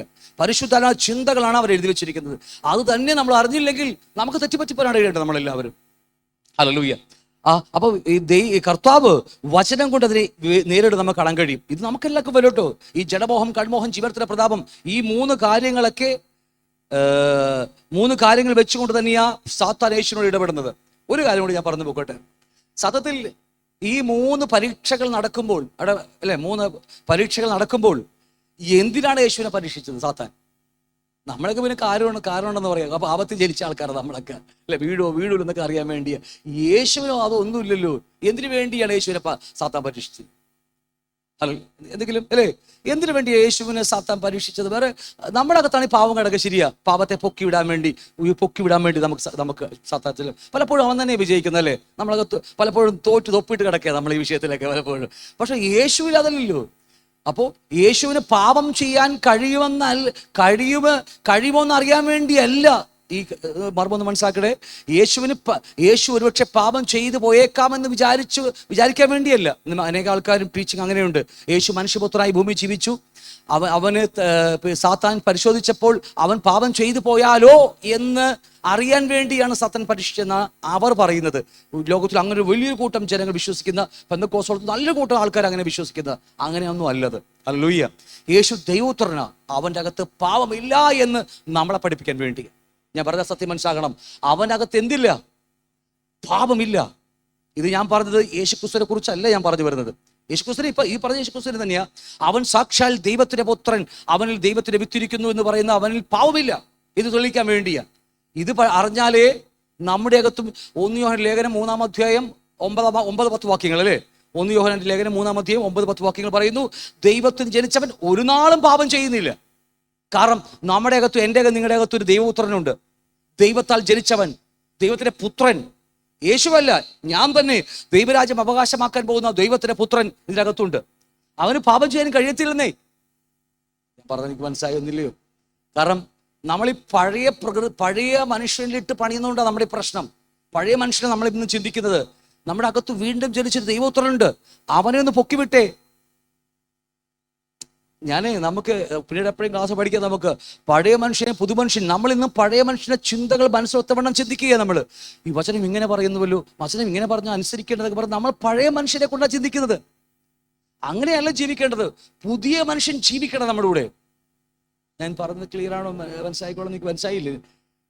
അകത്ത് ജനിച്ച യോഹന്നാൻ 1:12 അവനെ കൈക്കൊണ്ട് അവൻ നാമത്തിൽ വിശ്വസിക്കുന്ന ഏവർക്കും ദൈവമക്കളാകും തീരുവാൻ ഒരു പുതിയ ജനനം സംഭവിക്കുക. 3-ാം അധ്യായത്തിൽ യോഹന്നാൻ 3-ാം അധ്യായത്തിൽ പഠിക്കുമ്പോൾ നമ്മുടെ അകത്ത് പുതുജനനം സംഭവിക്കുക. ആ മനുഷ്യനാണ് ജീവിക്കേണ്ടത്. ആ മനുഷ്യ ദൈവരാജ്യം അവകാശമാക്കുന്നത്. അവനാ ലോകത്ത് ജയിച്ചിരിക്കുന്നത്. അവനാ സാത്താനെ ജയിച്ചിരിക്കുന്നത്. അവനാ പാപമില്ലാത്തവൻ. പക്ഷെ അവനെ നമ്മൾ അറിയുന്നില്ലെങ്കിൽ ക്രിസ്ത്യ ജീവിതം അമ്പേ പരാജയമായിട്ട് നമ്മൾ വിശ്വാസം എത്ര ശ്രമിച്ചാലും പഴയ മനുഷ്യന്റെ പഴയ മനുഷ്യന്മേലിട്ട് നമ്മൾ കളിക്കുന്നത്. അങ്ങനെ കളിച്ചാൽ ഇന്നല്ലെങ്കിൽ നാളെ അല്ലേ? പഴയ മനുഷ്യൻ ഒരിക്കലും ഈ പറഞ്ഞ പോലെ എന്താ പറയുക, 12 കാലം പാമ്പിന്റെ വാലി പൈപ്പും ഇട്ടാലും അത് ഊരി കഴിയുമ്പോൾ അത് അങ്ങനെ തന്നെ വരുള്ളൂ. പഴയ മനുഷ്യൻ നന്നാക്കാൻ പറ്റത്തില്ല. പഴയ മനുഷ്യനുള്ള ഏക സ്ഥലം ക്രൂശ. അത് അങ്ങേയറ്റം പോയാൽ ക്രൂശ് വരെ പോകത്തുള്ളൂ. അതിനപ്പുറത്തേക്ക് നമ്മുടെ പഴയ മനുഷ്യന് പോകാൻ കഴിയില്ലെന്നേ. അത് നന്നാക്കാൻ നോക്കിയാൽ നമ്മൾ ചീത്താവത്തേ ഉള്ളൂ. നമ്മുടെ പഴയ മനുഷ്യനെ നന്നാക്കാൻ നോക്കിയാലുണ്ടല്ലോ നമ്മൾ ചീത്തായി പോകും. ഞാൻ പറഞ്ഞ് മനസ്സിലാവുന്നുണ്ടോ? ഇന്ന് അനേക ആൾക്കാർ പഴയ മനുഷ്യനെ നന്നാക്കാൻ നോക്കിയ നമുക്ക് ശ്രമിച്ചു നോക്കാം, നമുക്ക് വിശുദ്ധി ജീവിക്കാൻ ശ്രമിക്കാം, നമുക്ക് നല്ലോണം ആൾക്കാർ ഇടപെടാൻ ശ്രമിക്കാം. ഇത് പഴയ മനുഷ്യൻ നന്നാക്കുന്ന പരിപാടിയാ. ഇത് ജാതികൾ അതല്ലേ ചെയ്യുന്നത്. ധ്യാനമൊക്കെ ഓരോ ധ്യാനങ്ങളൊക്കെ ഇല്ലേ അല്ലേ? അതൊക്കെ ജാതികൾ അതാ ചെയ്തുകൊണ്ടിരിക്കുന്നത്, നന്നാക്കിക്കൊണ്ടിരിക്കുന്നു സ്വയത്തെ. അത് ഇന്നലെയും നാളെ നമ്മൾ പാപത്തിലേക്ക് പോകും. നമ്മുടെ ക്ലാസ് അതല്ലല്ലോ, ഞാൻ അത് വിട്ടുപോകുന്നു. അതൊക്കെ അറിയണമെങ്കിൽ നമ്മുടെ ഡെലിവറൻസ് ക്ലാസ്സിലേക്ക് വന്നാൽ മതി അല്ലേ? ഓക്കെ. അപ്പോൾ രണ്ടാമത്തത് യേശു വചനം കൊണ്ട് അതിനെ നേരിടുന്ന കാണാൻ കഴിയും. ഇതിന്റെ ദൈവമായ കർത്താവിനെ നമസ്കരിച്ച് അവനെ മാത്രമേ ആരാധിക്കാവൂ എന്ന് എഴുതിയിരിക്കുന്നു പറഞ്ഞു. വാക്യം 9. പിന്നെ അവനെ യെരൂശലേമിൽ കൂട്ടിക്കൊണ്ടുപോയി ദേവാലയത്തിന്റെ അഗ്രത്തിന്മേൽ നിർത്തി അവനോട്, നീ ദൈവപുത്രനെങ്കിൽ അവിടെ നിന്ന് താഴേക്ക് ചാടുക, നിന്നെ കാപ്പാൻ അവൻ തന്റെ ദൂതന്മാരോട് നിന്നെക്കുറിച്ച് കൽപ്പിക്കും, നിന്റെ കാൽ കല്ലിലോട് തട്ടാതെ വണ്ണം അവൻ നിന്നെ കയ്യിൽ താങ്ങിക്കൊള്ളുകയും ചെയ്യുമെന്ന് എഴുതിയിരിക്കുന്നുവല്ലോ എന്ന് പറഞ്ഞു. യേശു അവനോട്, നിന്റെ ദൈവമായ കർത്താവിനെ പരീക്ഷിക്കരുത് എന്ന് അരുൾ ചെയ്തിരിക്കുന്നു. അപ്പോൾ അവിടെയും വചനം കൊണ്ടാണ് കർത്താവ് സാത്താനെ എതിരിടുന്നത് നമുക്ക് കാണാൻ കഴിയും. അങ്ങനെ പിശാച് സകല പരീക്ഷയും തികച്ച ശേഷം കുറെ കാലത്തേക്ക് അല്ലേ അവനെ വിട്ടുപോയി എന്ന് പറഞ്ഞാൽ, ഇനി ഇവനെ നോക്കിയിട്ട് കാര്യമില്ല, ഇവന് നല്ല ആയുധമൊക്കെ ഉണ്ട്, ഞാൻ വീട്ടിൽ പോയിട്ട് ഇനി ആയുധം മൂർച്ച കെട്ടുന്നവർ പോയി. പിന്നെ വീണ്ടും അവസാനം വന്നിട്ടോ, അത് വേറെ കാര്യം. വീണ്ടും അവനിലൂടെയല്ല, ഈ ഹെരോദാവിലൂടെയും പരീശന്മാരിലൂടെയും സദൂക്യരിലൂടെയും ശിഷ്യന്മാരിലൂടെയും അല്ലേ, പത്രോസിലൂടെയൊക്കെ കയറി വന്നു ആ പുള്ളിക്കാരൻ അല്ലേ, യൂദാലൂടെ കയറി വന്നു, പലപ്പോഴും കയറി വന്നു. കാരണം ഇവിടെ നേരിട്ട് വന്നിട്ട് കാര്യമില്ല, കാരണം രക്ഷയില്ല. ആ കർത്താവിൻ്റെ കയ്യിൽ നല്ല വാളുണ്ട് അല്ലേ, വചനമെന്ന വാള്. അതുകൊണ്ട് പലരിലൂടെയും തകർക്കാൻ ശ്രമിച്ചു. അവസാനം നമുക്കറിയാം കഥകളൊക്കെ. അവനെ വിട്ടുപോയി. അങ്ങനെ ആത്മാവിന്റെ ശക്തിയോടെ ഗലിലേക്ക് മടങ്ങി വന്നു. അവന്റെ സ്തുതി ചുറ്റുമുള്ള നാട്ടിലൊക്കെ കേട്ടു. ആത്മാവിന്റെ ശക്തിയോടെ. സാത്താന്റെ പരീക്ഷകളിൽ ജയിക്കാത്തവൻ ഒരിക്കലും മിനിസ്ട്രി ചെയ്യാൻ പറ്റത്തില്ല. ഒരിക്കലും ഞാൻ ഉള്ള കാര്യം പറയാം. കർത്താവിന്റെ വേല ചെയ്യാൻ കഴിയണമെങ്കിൽ സാത്താന്റെ തന്ത്രങ്ങളെ തിരിച്ചറിയാൻ കഴിവുള്ളവനായിരിക്കും. പറഞ്ഞ അർത്ഥം മനസ്സിലായോ? യേശു ആത്മാവിന്റെ ശക്തിയോടെ ഗലീലയിലേക്ക് മടങ്ങി വന്നു. അതിനുശേഷം അവൻ 3.5 വർഷക്കാലം ചെയ്ത പ്രവർത്തികളൊക്കെ നല്ല ഗംഭീരമായ പ്രവർത്തികൾ നമുക്ക് എല്ലാവർക്കും അറിയാലേ.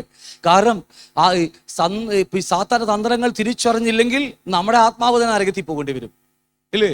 എത്രയോ അതുകൊണ്ടാണ് എന്നെ കർത്താവ് എന്ന് വിളിക്കുന്ന ഏവരുമല്ല, നിന്റെ നാമത്തിൽ ഭൂതങ്ങളെ പുറത്താക്കി പ്രവചിച്ചു. 10, 21, 22, 23 വാക്യങ്ങളാ പ്രവചിച്ചു. എത്രയോ വിശ്വാസികളും എത്രയോ ദൈവദാസന്മാർ നരകത്തിൽ പോകുന്നറിയാമോ? കാരണം അവർക്ക് സാത്താന തന്ത്രങ്ങൾ ഏത് വഴിയാണെന്ന് അറിയാത്തത് കൊണ്ടാണ്. എല്ലാം ഭൂമിയിൽ ചെയ്തു, അത്ഭുതങ്ങൾ ചെയ്തു, അടയാളങ്ങൾ ചെയ്തു, വീരപ്രവൃത്തി ചെയ്തു. കർത്താവ് പറഞ്ഞു, ഞാൻ അതിനെ അറിയുന്ന പോലുമില്ല. കാരണം നേരത്തെ പറഞ്ഞ പരിജ്ഞാനമില്ല അല്ലേ, നമുക്ക് ലഭിക്കാൻ പോകുന്ന അതിമഹത്തായ വാക്തത്തെക്കുറിച്ച് അറിവില്ല, ദിവ്യ സ്വഭാവം കൂട്ടാളിയായില്ല, പരിജ്ഞാനത്തോട് ഇന്ദ്രിയജയം, കണ്ണുകളൊക്കെ പിടിക്കുന്ന ഇന്ദ്രിയജയം അല്ലേ, ഭക്തി എന്നൊക്കെ പറഞ്ഞ് അത് ക്രിസ്തുവിന്റെ ക്യാരക്ടറാണ്, ദൈവത്തിന്റെ ക്യാരക്ടറിനെ കുറിച്ചൊക്കെ പറയുന്നത്. അതൊക്കെ നമുക്ക് ഇല്ലാതെ വരുമ്പോഴാണ് നമ്മൾ അവസാനം വിട്ടുപോകുന്നത്. എന്തുമാകട്ടെ, നമ്മൾ ഈ 3 കാര്യങ്ങൾ നമ്മൾ ചിന്തിക്കാൻ അല്പമായിട്ട് ഓടിച്ച് നമ്മൾ ചിന്തിക്കാൻ പോവുകയാണ്. ഒന്നാമത്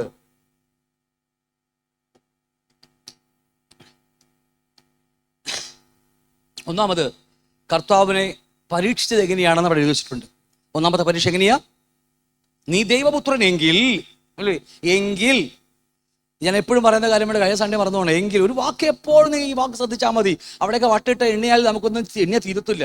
കാരണം എല്ലാം കണ്ടീഷനാണ് വെച്ചിരിക്കുന്നത്.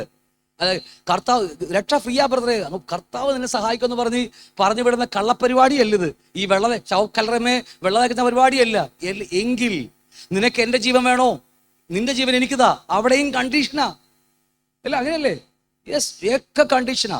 അപ്പൊ അത് നീ ദൈവപുത്രൻ എങ്കിൽ ഈ കല്ലിനോട് അപ്പമായി തീരുവാൻ. ഒന്ന് വായിച്ചെല്ലാരും.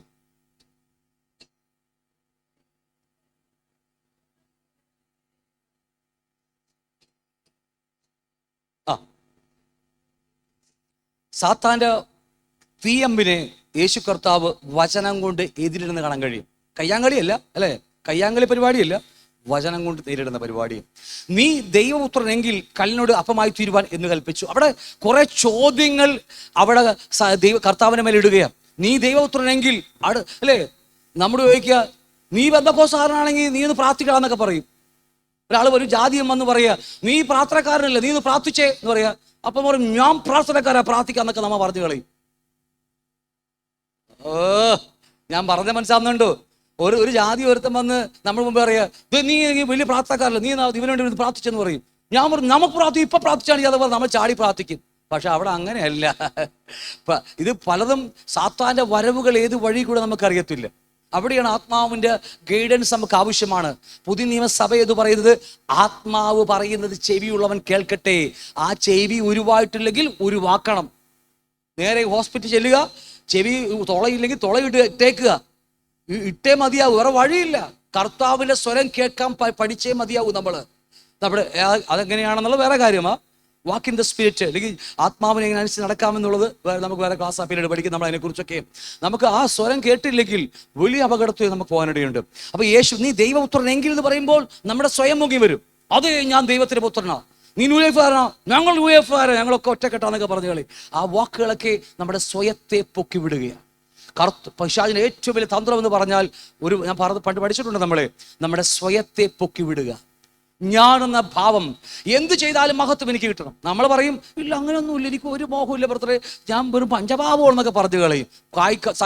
സകല കാപട്യത്തിനെ കാപട്യക്കാരൻ അവൻ, അല്ലേ? ഞാനെന്നല്ല, അവൻ ഞാനിന്റെ മൂത്ത ഞാനാ, അമ്പട ഞാനിയാ, എന്തും എനിക്ക് ഞാൻ ചെയ്യും, എനിക്കറിയാന്നൊക്കെ പറയുന്ന ആ വലിയ പുള്ളിക്കാരൻ അതൊക്കെ.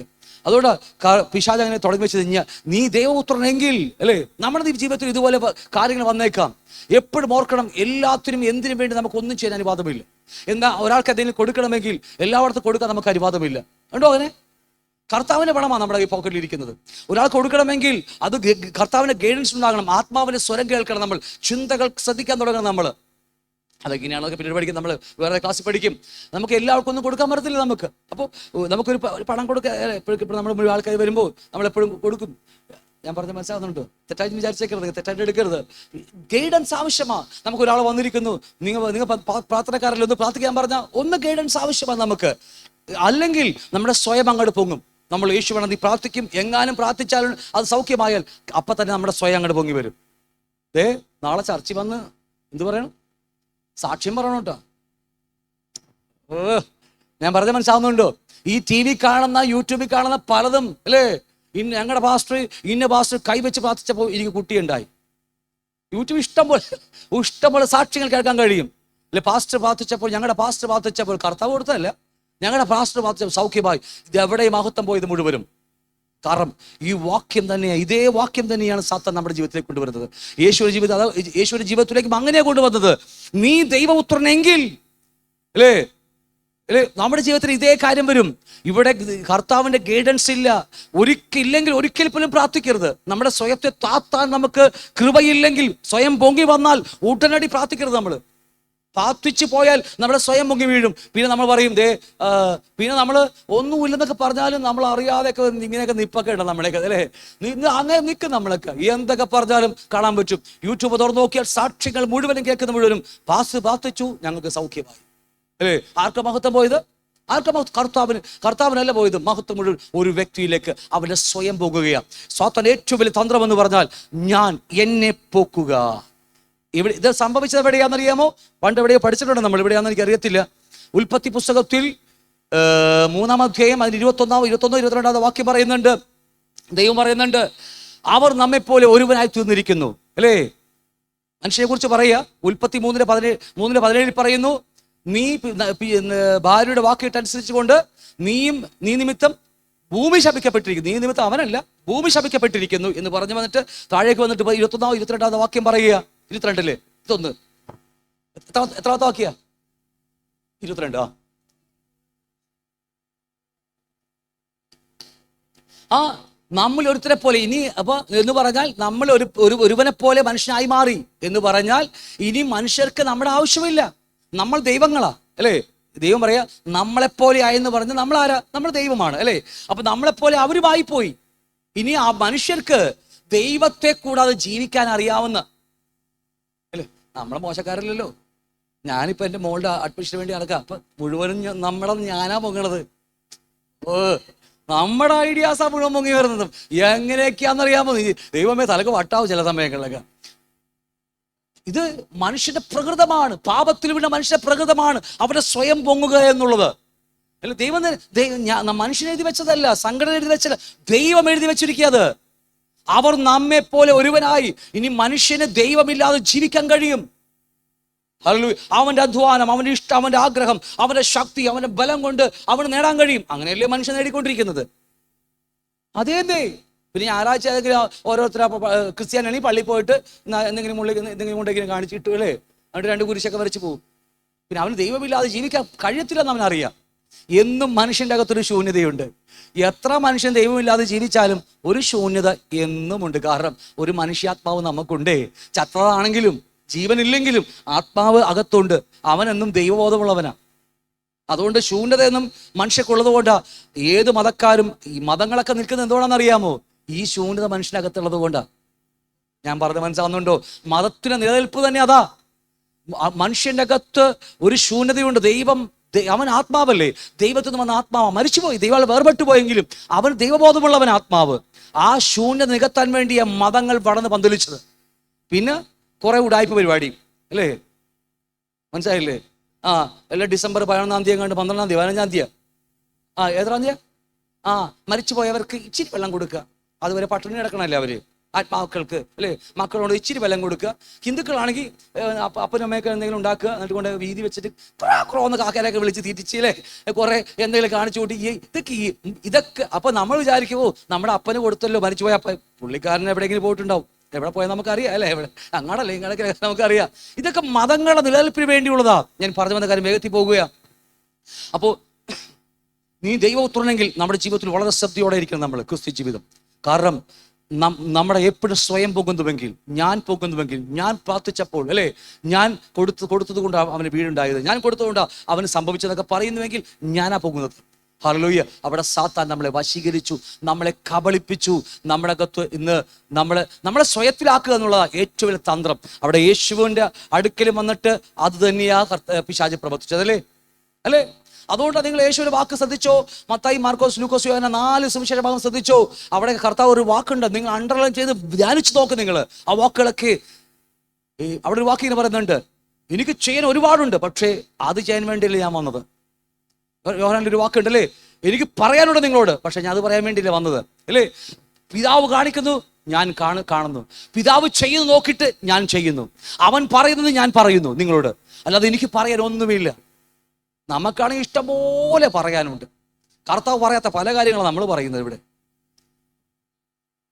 ഞാൻ തമാശ പറഞ്ഞതല്ല, സ്വയത്തിലേക്ക് ഇടുകയാണ് യേശുവിനെ. ഞാനിപ്പോൾ നമ്മുടെ ക്ലാസ് ഡിസൈപ്പിൾഷിപ്പ്, ശിഷ്യത്വം പഠിക്കുമ്പോൾ നമ്മൾ ആഴമായി പഠിക്കുന്നതിനെ കുറിച്ചൊക്കെ നമ്മൾ പലപ്പോഴും സാത്താൻ നമ്മളെ വശീകരിക്കുന്നത് ഇതുപോലെയാ.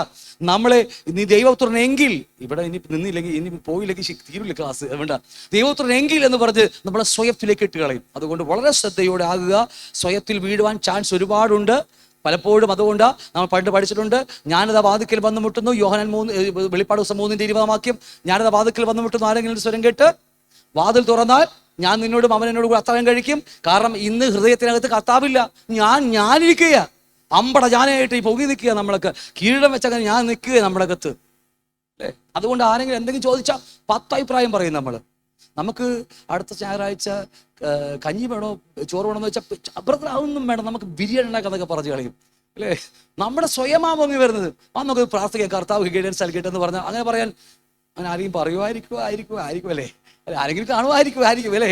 എന്തെങ്കിലും നമ്മൾ എന്തെങ്കിലും ചോദിച്ചാൽ 10 അഭിപ്രായങ്ങളാണ് നമുക്ക് വരുന്നത്. കാരണം പൊങ്ങണ മുഴുവൻ ആദ്യം നമ്മളാ പൊങ്ങി വരുന്നത്. ഞാൻ വിടുന്നു, ഇനി പോയാൽ സമയം വീണ്ടും പോകും. അപ്പം അതുകൊണ്ട് ഈ നമ്മുടെ സ്വയത്തെ പൊക്കാൻ പിശാച് എപ്പോഴും ശ്രദ്ധിക്കും. വളരെ ശ്രദ്ധയോടെ ആയിരിക്കുക. എന്നിട്ട് പറയാ, ഈ കല്ലിനോട് നീ ദൈവപുത്രനെങ്കിൽ എന്ന് പറയാ, എന്താ, നീ കല്ലിനോട് അപ്പമായി തീരുവാൻ കൽപ്പിക്കുക എന്ന് പറഞ്ഞു. നമ്മളെക്കാൾ വളരെ ശ്രദ്ധയുള്ളതാ സാത്താൻ. നമ്മുടെ കുടുംബത്തെ കുറിച്ച് നമുക്ക് വലിയ എങ്ങനെയാണ് അരിയുണ്ടോ പഞ്ചസാരയുണ്ടോ അല്ലെ ചായപ്പൊടി ഉണ്ടോ നമുക്ക് പോലും അറിയത്തില്ല. പക്ഷെ സാത്താന് ഭയങ്കര എല്ലാം അറിയാവന്. കാരണം അപ്പമായി തീരുവാൻ കൽപ്പിക്കാൻ അവൻ പറഞ്ഞു, സാത്താൻ പറഞ്ഞു. അവനെവിടെ നിന്ന് കിട്ടി? അവനറിയാം യേശു വിശത്ത് പൊരിഞ്ഞിരിക്കുക, എന്തെങ്കിലും കൊടുക്കണ്ടേ. ഞാൻ പറഞ്ഞു മനസ്സിലാവും. യേശുവിന് വിശന്നിരിക്കാന്ന് തൊട്ട് മുകളിൽ എഴുതി വെച്ചിരിക്കുക. അത് വിശപ്പ് അവന് അകത്ത് കിടക്കാം, നല്ലവണ്ണം സാത്താൻ അറിയാം. അത് സമയങ്ങ് നോക്കി നമ്മോട് വന്ന് കല്ലോളം പറയും. കേട്ടിട്ടുണ്ടോ നിങ്ങൾ ആ സ്വരമൊക്കെ? എനിക്ക് ഒരുപാട് കേട്ടിട്ടുള്ളതുകൊണ്ടാണ്, ഒരുപാട് വീട്ടിലുള്ളത് കൊണ്ടാണ് ഈ പറയുന്നത്. ഈ ചില സമയങ്ങളിൽ വന്ന് കറക്റ്റായിട്ട് പറഞ്ഞു കളയും. അല്ലേ, നിനക്ക് ഇതിനെ ബുദ്ധിമുട്ടില്ല, അവിടെ ചെന്നാൽ മതി. അകത്ത് നമുക്കൊരു ഗൈഡൻസ് അറിയാം. നമ്മൾ നേരെ അങ്ങോട്ട് പോവുകയാണ്, പൊടിയും തട്ടി വണ്ടി എടുത്ത് നേരെ അങ്ങോട്ട് പോവുകയാണ്. പോയി കഴിഞ്ഞ് എല്ലാം കഴിഞ്ഞ് ചിലപ്പോൾ കിട്ടുമായിരിക്കും, ചിലപ്പോൾ കിട്ടില്ലായിരിക്കും. കിട്ടിയാലും കിട്ടിയില്ലെങ്കിലും അവസാനം അവൻ്റെ അനുഭവങ്ങളൊക്കെ വന്നു വിടുമ്പോൾ നമുക്കറിയാം ഇത് കർത്താവിൽ നിന്നല്ല, നമുക്കറിയാം. ആണോ ഇല്ലയോ? അപ്പൊ അതുകൊണ്ട് നല്ല അവസരങ്ങൾ നോക്കി പ്രവർത്തിക്കുവാൻ നല്ല പുള്ളിക്കാരനാണ് ആര്? സാത്താൻ. യേശു നല്ലോണം വിശന്നിരിക്കുമ്പോൾ എന്താണ് ആവശ്യം? ഒരു ഷർട്ട് മേടിച്ചു കൊടുത്താൽ വിശപ്പ് മാറൂ? പറയൂ അല്ലേ? ഒരു പാൻറ് മേടിച്ച് ചുരിദാർ മേടിച്ചു കൊടുത്താൽ നടക്കുമോ? ഇല്ല. അവിടെ അവൻ നല്ലവണ്ണം അറിയാം അവന്റെ വിശപ്പ്. അവനെ ഇപ്പോൾ ബാധിച്ചിരിക്കുന്ന ഒരു എന്താ പറയുക, ഇത് എന്ന് പറയുന്നത് വിശപ്പാണ്. അപ്പോൾ അതുമേ കയറി പിടിക്കും. എപ്പോഴും നമ്മുടെ ജീവിതത്തിൽ എവിടെയാണോ നമ്മുടെ ബലഹീനത, എവിടെയാണോ നമ്മുടെ എന്താ പറയുക അല്ലേ കുറവുകളെന്ന് നമ്മളെക്കാളും കൂടുതൽ പുള്ളിക്കാരൻ അറിയാട്ടോ. ഉള്ള കാര്യമാണ് ഞാൻ പറഞ്ഞേക്കുന്നത്. നമുക്കറിയില്ല. നമ്മൾ വലിയ പുള്ളിയായിട്ടിരിക്കുമ്പോൾ അവനറിയാം ഇവൻ എവിടെയായിട്ട് കുത്തിയ വേദന എടുക്കും അല്ലേ, വീഴുമെന്ന് അവനറിയാം. അതുപോലെ കർത്താവിനോട് നോക്കി ഒന്ന് അവൻ കോർത്ത് നോക്കി. അപ്പം കർത്താവ് തൊട്ട് മോളിൽ പറഞ്ഞു വിശന്നിരിക്കുകയെന്ന് അവിടെ എഴുതി വെച്ചിരിക്കുക. അപ്പം ആ തക്കത്തിൽ നോക്കി പറഞ്ഞു, ഈ കല്ലിനോട് അപ്പമായി തീരുവാൻ കൽപ്പിക്കുക എന്ന് പറഞ്ഞു യേശു അവനോട്. മനുഷ്യൻ അപ്പം കൊണ്ട് മാത്രമല്ല ജീവിക്കുന്നത് എന്ന് എഴുതിയിരിക്കുന്നുവല്ലോ. ഇവിടെ വളരെ ഇമ്പോർട്ടൻ്റ് ആയ വിഷയമുണ്ട്. സാത്താൻ്റെ ഈ ചോദ്യം നല്ലൊരു ചോദ്യമാണ്. ഈ കല്ലിനോട് അപ്പമായി തീരുവാൻ കൽപ്പിക്കുക. ബാക്കി ശ്രദ്ധിച്ചേ, ഈ കല്ലിനോട് അപ്പമായി തീരുവാൻ കൽപ്പിക്കുക എന്ന് പറയുക അല്ലേ. പക്ഷേ അവൻ ഈ ഒരു കാര്യം ഓർക്കണം, തൊട്ട് താഴെ എഴുതിയിട്ടുണ്ട് ഭൗതിക, ഇവിടെ വാക്ക് മനോഹരമായി എഴുതിയിട്ടുണ്ട്, ഭൗതിക വിശപ്പിനെ കെടുത്തുവാൻ ദൈവിക ശക്തി ഉപയോഗിക്കണമെന്ന് സാത്താൻ നിർദ്ദേശിക്കുകയാണ്. ബാക്കി നിങ്ങൾക്ക് ശ്രദ്ധിച്ചോ? ഞാൻ നോട്ട്സ് എഴുതി വെച്ചത് ആർക്കെങ്കിലും നോട്ട്സ് നടുവിൽ ചോദിച്ചായിരുന്നു, എനിക്ക് അടക്കാൻ പറ്റിയില്ല. നോട്ട്സ് തന്നേക്കാം. അപ്പോൾ ഈ പറഞ്ഞതുപോലെ നമ്മുടെ ഭൗതിക കാര്യങ്ങൾ സാധിച്ചെടുക്കാൻ വേണ്ടി ഇപ്പൊ ഇവിടുത്തെ എന്താ പ്രശ്നം എന്ന് പറയുന്നത് വിശപ്പാ. അപ്പൊ ഭൗതികമായുള്ള വിശപ്പ് കെടുത്താൻ വേണ്ടി ദൈവത്തിന്റെ ശക്തി ഉപയോഗിക്കുക എന്നുള്ളതാണ് സാത്രതന്ത്രം. ഈ വിഷയം വളരെ ഇമ്പോർട്ടൻ്റ് ആണ്. ഞാൻ പറഞ്ഞു, നിങ്ങൾ ശ്രദ്ധയോടെ ഇരിക്കണം. നമുക്ക് തെറ്റുപറ്റുന്ന വലിയ മേഖലയാണ്.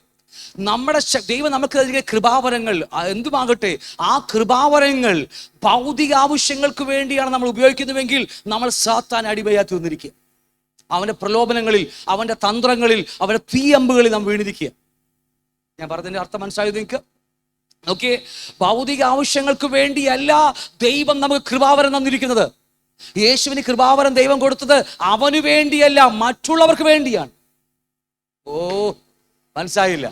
ദൈവം നമുക്ക് തന്നിരിക്കുന്ന കൃപാവരങ്ങൾ, നമുക്ക് ദൈവം തന്നിരിക്കുന്ന ആ കൃപാവരങ്ങളെല്ലാം നമുക്ക് നമ്മുടെ ഭൗതിക എന്താ പറയാ ആവശ്യങ്ങൾ നേടാൻ വേണ്ടിയല്ല. രോഗം വന്നു, നമുക്ക് പ്രാർത്ഥിക്കുവാൻ നമുക്ക് പ്രാർത്ഥിച്ചു ഞാൻ സൗഖ്യമാകാൻ വേണ്ടിയല്ല വെച്ചിരിക്കുന്നത്. ഇതെല്ലാം മറ്റുള്ളവരെ ക്രിസ്തുവിന്റെ മഹത്വം കാണിച്ചു കൊടുക്കാൻ വേണ്ടിയാണ്, ക്രിസ്തുവിലേക്ക് അടുപ്പിക്കാൻ വേണ്ടി. ഞാൻ എപ്പോഴും പിന്നീട് ക്ലാസ് എടുക്കും, അത്ഭുതങ്ങളും അടയാളങ്ങളും വാക്കുണ്ട്. ഈ അത്ഭുതം കർത്താവ് നമ്മൾ അത്ഭുതം ചെയ്യുന്നത് ഒരു അടയാളം കാണിക്കാൻ വേണ്ടിയാ. ഈ അടയാളമില്ലാതെ അത്ഭുതമില്ല. ഞാൻ പറഞ്ഞത് മനസ്സിലായില്ല അല്ലേ? അത്ഭുതം ചെയ്യുന്നത് അടയാളം കാണിക്കാൻ വേണ്ടിയാ. ഹല്ലേലൂയ. ഈ ചെയ്തതിലൂടെ സ്വർഗത്തിന് ദൈവമുണ്ട്, അവൻ നിന്നെ വരാൻ ആഗ്രഹിക്കുന്നു. ഞാൻ പറഞ്ഞത് മനസ്സിലാവുന്നുണ്ടോ? പിന്നെ അതിനെ കുറിച്ച് ഞാൻ പഠിപ്പിക്കുന്നു, ഇല്ലെങ്കിൽ ഈ വാക്യം വിട്ടുപോകും നമ്മുടെ. ശ്രദ്ധിച്ചേ, അപ്പോൾ ഈ ഭൗതിക ആവശ്യങ്ങൾക്ക് വേണ്ടി, നമ്മുടെ എന്താ പറയുക വിശപ്പിന് വേണ്ടി, അല്ലെങ്കിൽ നമ്മുടെ മറ്റു പല ആവശ്യങ്ങൾക്ക് വേണ്ടി നമ്മുടെ ദൈവത്തിന്റെ കൃപയെ വൃഥ നമുക്ക് വേണ്ടി ഉപയോഗിക്കുക. ഇവിടെ ഈ അപ്പമായി തീരുന്ന ആർക്ക് വേണ്ടിയാ? ഇവിടെ അപ്പമായി കല്ലിനോട് അപ്പമായി തീരുക എന്ന് പറഞ്ഞ ആരോടാ പറഞ്ഞത്? യേശുവിനോട്. വിശപ്പാർക്കാ? യേശുവിനാ വിശപ്പ്. ഹല്ലേലൂയ. എന്നാൽ മറ്റുള്ളവർക്ക് വേണ്ടിയാണെങ്കിൽ ഓക്കെ, തയ്യാറാ നമ്മള്. എവിടെ പോകുന്നുണ്ടല്ലേ? ഇവിടെ അല്ലേ? അതെ, 5,000 കൊടുത്തൊക്കെ മറ്റുള്ളവർക്ക് വേണ്ടിയാ. ഇതിന്റെ അല്ല, ഇതിന്റെ മിസ്റ്റേക്ക് അല്ല. ഓക്കെ, എന്ത് പാകട്ടെ. അപ്പൊ ഞാൻ പറഞ്ഞത്, ഭൗതിക വിശപ്പിനെ കെടുത്തുവാൻ നമുക്ക് ഉപയോഗിക്കാൻ അനുവാദമില്ല എന്ന കാര്യം സത്യത്തിക്ക് തിരിച്ചറിയണം. ഞാൻ പറഞ്ഞ മനസ്സിലാവുന്നുണ്ടോ? നമുക്ക് വേണ്ടിയല്ല നൽകിയിരിക്കുന്നത്, മറ്റുള്ളവർക്ക് വേണ്ടി കൊടുക്കാൻ വേണ്ടിയാ. ആർക്കൊക്കെ എന്തൊക്കെയോ പ്രശ്നങ്ങളുണ്ട് എന്ന് മനസ്സിലാകുന്നിരുന്നോ? അത് മനസ്സിലാകത്തോണ്ടാണോ? അതോ അപ്പൊ എന്ത് പാകട്ടെ. അപ്പൊ പലപ്പോഴും നമുക്ക് നമ്മുടെ വിശപ്പ് കെടുത്താൻ വേണ്ടിയല്ല നമുക്ക് കൃപ തന്നിരിക്കണം. എന്നാൽ ഇതേ മിനിച്ചേച്ചി പറഞ്ഞ പോലെ ഇതേ അത്ഭുതം കർത്താവ് മറ്റുള്ളവർക്ക് വേണ്ടി ചെയ്തില്ലേ? 5,000 പിന്നെ വേറെ ഉണ്ടല്ലോ 7 അപ്പം കൊണ്ട് അല്ലേ? 2 പ്രാവശ്യം അല്ലേ? നോക്കി, അത് മറ്റുള്ളവർക്ക് വേണ്ടി ചെയ്തില്ലേ? പക്ഷെ ഇവിടെ നമ്മൾ യേശുവിന് വേണ്ടി എന്തെങ്കിലും ചെയ്യാൻ പാടില്ല. പക്ഷെ പ്രേരിപ്പിക്കുന്ന മുഴുവനും അവന് വേണ്ടി ചെയ്യാൻ വേണ്ടിയാ. ഇതാണ് സാത്താന്റെ തന്ത്രങ്ങൾ. ഞാൻ ക്ലിയർ ആണോ പറഞ്ഞത്? നിങ്ങൾ ശ്രദ്ധയോടെ കേൾക്കുന്നുണ്ടോ? ഇല്ലെങ്കിൽ നമുക്ക് നമ്മുടെ ജീവിതത്തിൽ വരും കൺമോഹം, ജഡന്റെ മോഹം, ജീവിതത്തിലെ പ്രതാപം, ലോകത്തിലുള്ളത് എൻ്റെ ജീവിതത്തിലേക്ക് വന്നുകൊണ്ടിരിക്കും ഓരോ ദിവസവും. നമുക്ക് എന്തുകൊണ്ട് വളരാൻ കഴിയുന്നില്ല? ഇതിപ്പോ ഇവിടെ തന്നെ പ്രശ്നം, നമ്മുടെയൊക്കെ പ്രശ്നം. ഹല്ലേലൂയ. അപ്പൊ അതുകൊണ്ട് നമുക്ക് ഇവിടെ പിശാച് പറഞ്ഞ പോലെ നീ ഈ കല്ലിനോട് അപ്പമായി തീരുവാൻ കൽപ്പിക്കുക എന്ന് പറഞ്ഞു അല്ലേ? കർത്താവിന് മറുപടി പറയുന്നത് യേശു അവനോട്, മനുഷ്യൻ അപ്പം കൊണ്ട് മാത്രമല്ല ജീവിക്കുന്നത് എന്ന് എഴുതിയിരിക്കുന്നു അല്ലേ? എനിക്ക് വിശപ്പുണ്ട്, എനിക്കറിയാം നല്ല വിശപ്പുണ്ടെന്ന് കർത്താവ് പറയാ. നല്ല വിശപ്പുണ്ട്, പക്ഷേ എൻ്റെ വിശപ്പ് അവസാനിപ്പിക്കുവാൻ, എൻ്റെ വിശപ്പ് കെടുത്തുവാനല്ല കർത്താവ് എന്നെ അഴിച്ചിരിക്കുന്നത്. ഹല്ലേലൂയ. എനിക്ക് വിശന്നാൽ എൻ്റെ വിശപ്പ് തീർക്കാൻ കഴിവുള്ള ഒരുവരുണ്ട്. ഹല്ലേലൂയ. ഇനി അത് കിട്ടിയില്ലെങ്കിലും വചനം കൊണ്ട്, അതാ പറയുന്നത്, അപ്പം കൊണ്ട് മാത്രമല്ല അവന്റെ വായിൽ നിന്ന് വരുന്ന വചനങ്ങളാലും അല്ലേ ജീവിക്കാൻ പഠിക്കുക എന്ന ദൈവകുഞ്ഞുങ്ങള്. ഹല്ലേലൂയ. നമ്മളൊക്കെ ഉപവാസം, ഇപ്പൊ ഒത്തിരി ഉപവാസം കുറവാ. ഉപവാസം എന്ന വാക്ക് നമുക്ക് സഭയിൽ പോലും ഇല്ലേ? ഒരു ഉലൈഫിൽ പോലും അത് കേട്ടിട്ട് പോലും ഇല്ല. മിക്കവാറും IPC ചർച്ചകളൊക്കെ എല്ലാ വെള്ളിയാഴ്ച ഉച്ചവരെങ്കിലും ഉപവാസമുണ്ട്. നമുക്ക് പിന്നെ അങ്ങനത്തെ ഉപവാസവും ഇല്ല. പക്ഷെ അലക്സാണ്ടർ പറഞ്ഞ പോലെ ഉണ്ണിയപ്പോലല്ല, അച്ചപ്പോലല്ലോ, നെയ്യപ്പം. നമ്മൾ ഉപവാസ പ്രാർത്ഥന എന്ന് പറയും, പക്ഷേ ഉപവാസമൊന്നും ഉണ്ടാകത്തില്ല. നെയ്യപ്പത്തിന് നെയ്യില്ല, പേരുണ്ട് നെയ്യപ്പം, പക്ഷെ എന്തില്ല, നെയ്യുണ്ടാകത്തില്ല. അതുപോലെയാ ഇടയ്ക്ക് നമുക്കൊന്ന് ഉപവസിക്കണോട്ടാ. ഒരു സ്തോത്രം കേട്ട് അല്ലേ? ഉപവസിക്കണം, നമുക്ക് ആവശ്യമാണ്. എന്താ പോട്ടെ. ഞാൻ പറഞ്ഞത്, ഭൗതിക ആവശ്യങ്ങൾക്ക് വേണ്ടി ദൈവം തന്ന കൃപാവരങ്ങൾ ഒന്നും ഉപയോഗിക്കാതിരിക്കുക. നമ്മൾ ഹല്ലേലൂയ മറ്റുള്ളവർക്ക് വേണ്ടി കൊടുക്കുക. യേശു അത് ചെയ്തില്ലേ? 5 അപ്പം കൊണ്ട് 5,000 പേരെ പോഷിപ്പിച്ചില്ലേ? അത് അവന്റെ മഹത്വം. അത് ആർക്ക് മഹത്വം പോയി? ദൈവത്തിനാ പോയത്. മറ്റേതാണെങ്കിലോ എൻ്റെ ഒരു കല്ലെടുത്ത് വെച്ചിട്ട്, ഒരു കരിക്കലെടുത്ത് ചെറിയ യേശുവിന്റെ നാമത്തിൽ ബിരിയാണി ആവട്ടെ എന്ന് പറഞ്ഞ് കഴിച്ചാൽ ആർക്കാ മഹത്വം പോകുന്നത്? എനിക്കാ മഹത്വം പോകുന്നത്. ഹല്ലേലൂയ. മറ്റുള്ളവർക്ക് വേണ്ടി. അതാണ് മിനിസ്ട്രി എന്ന്. മറ്റുള്ളവർക്ക് വേണ്ടിയാ.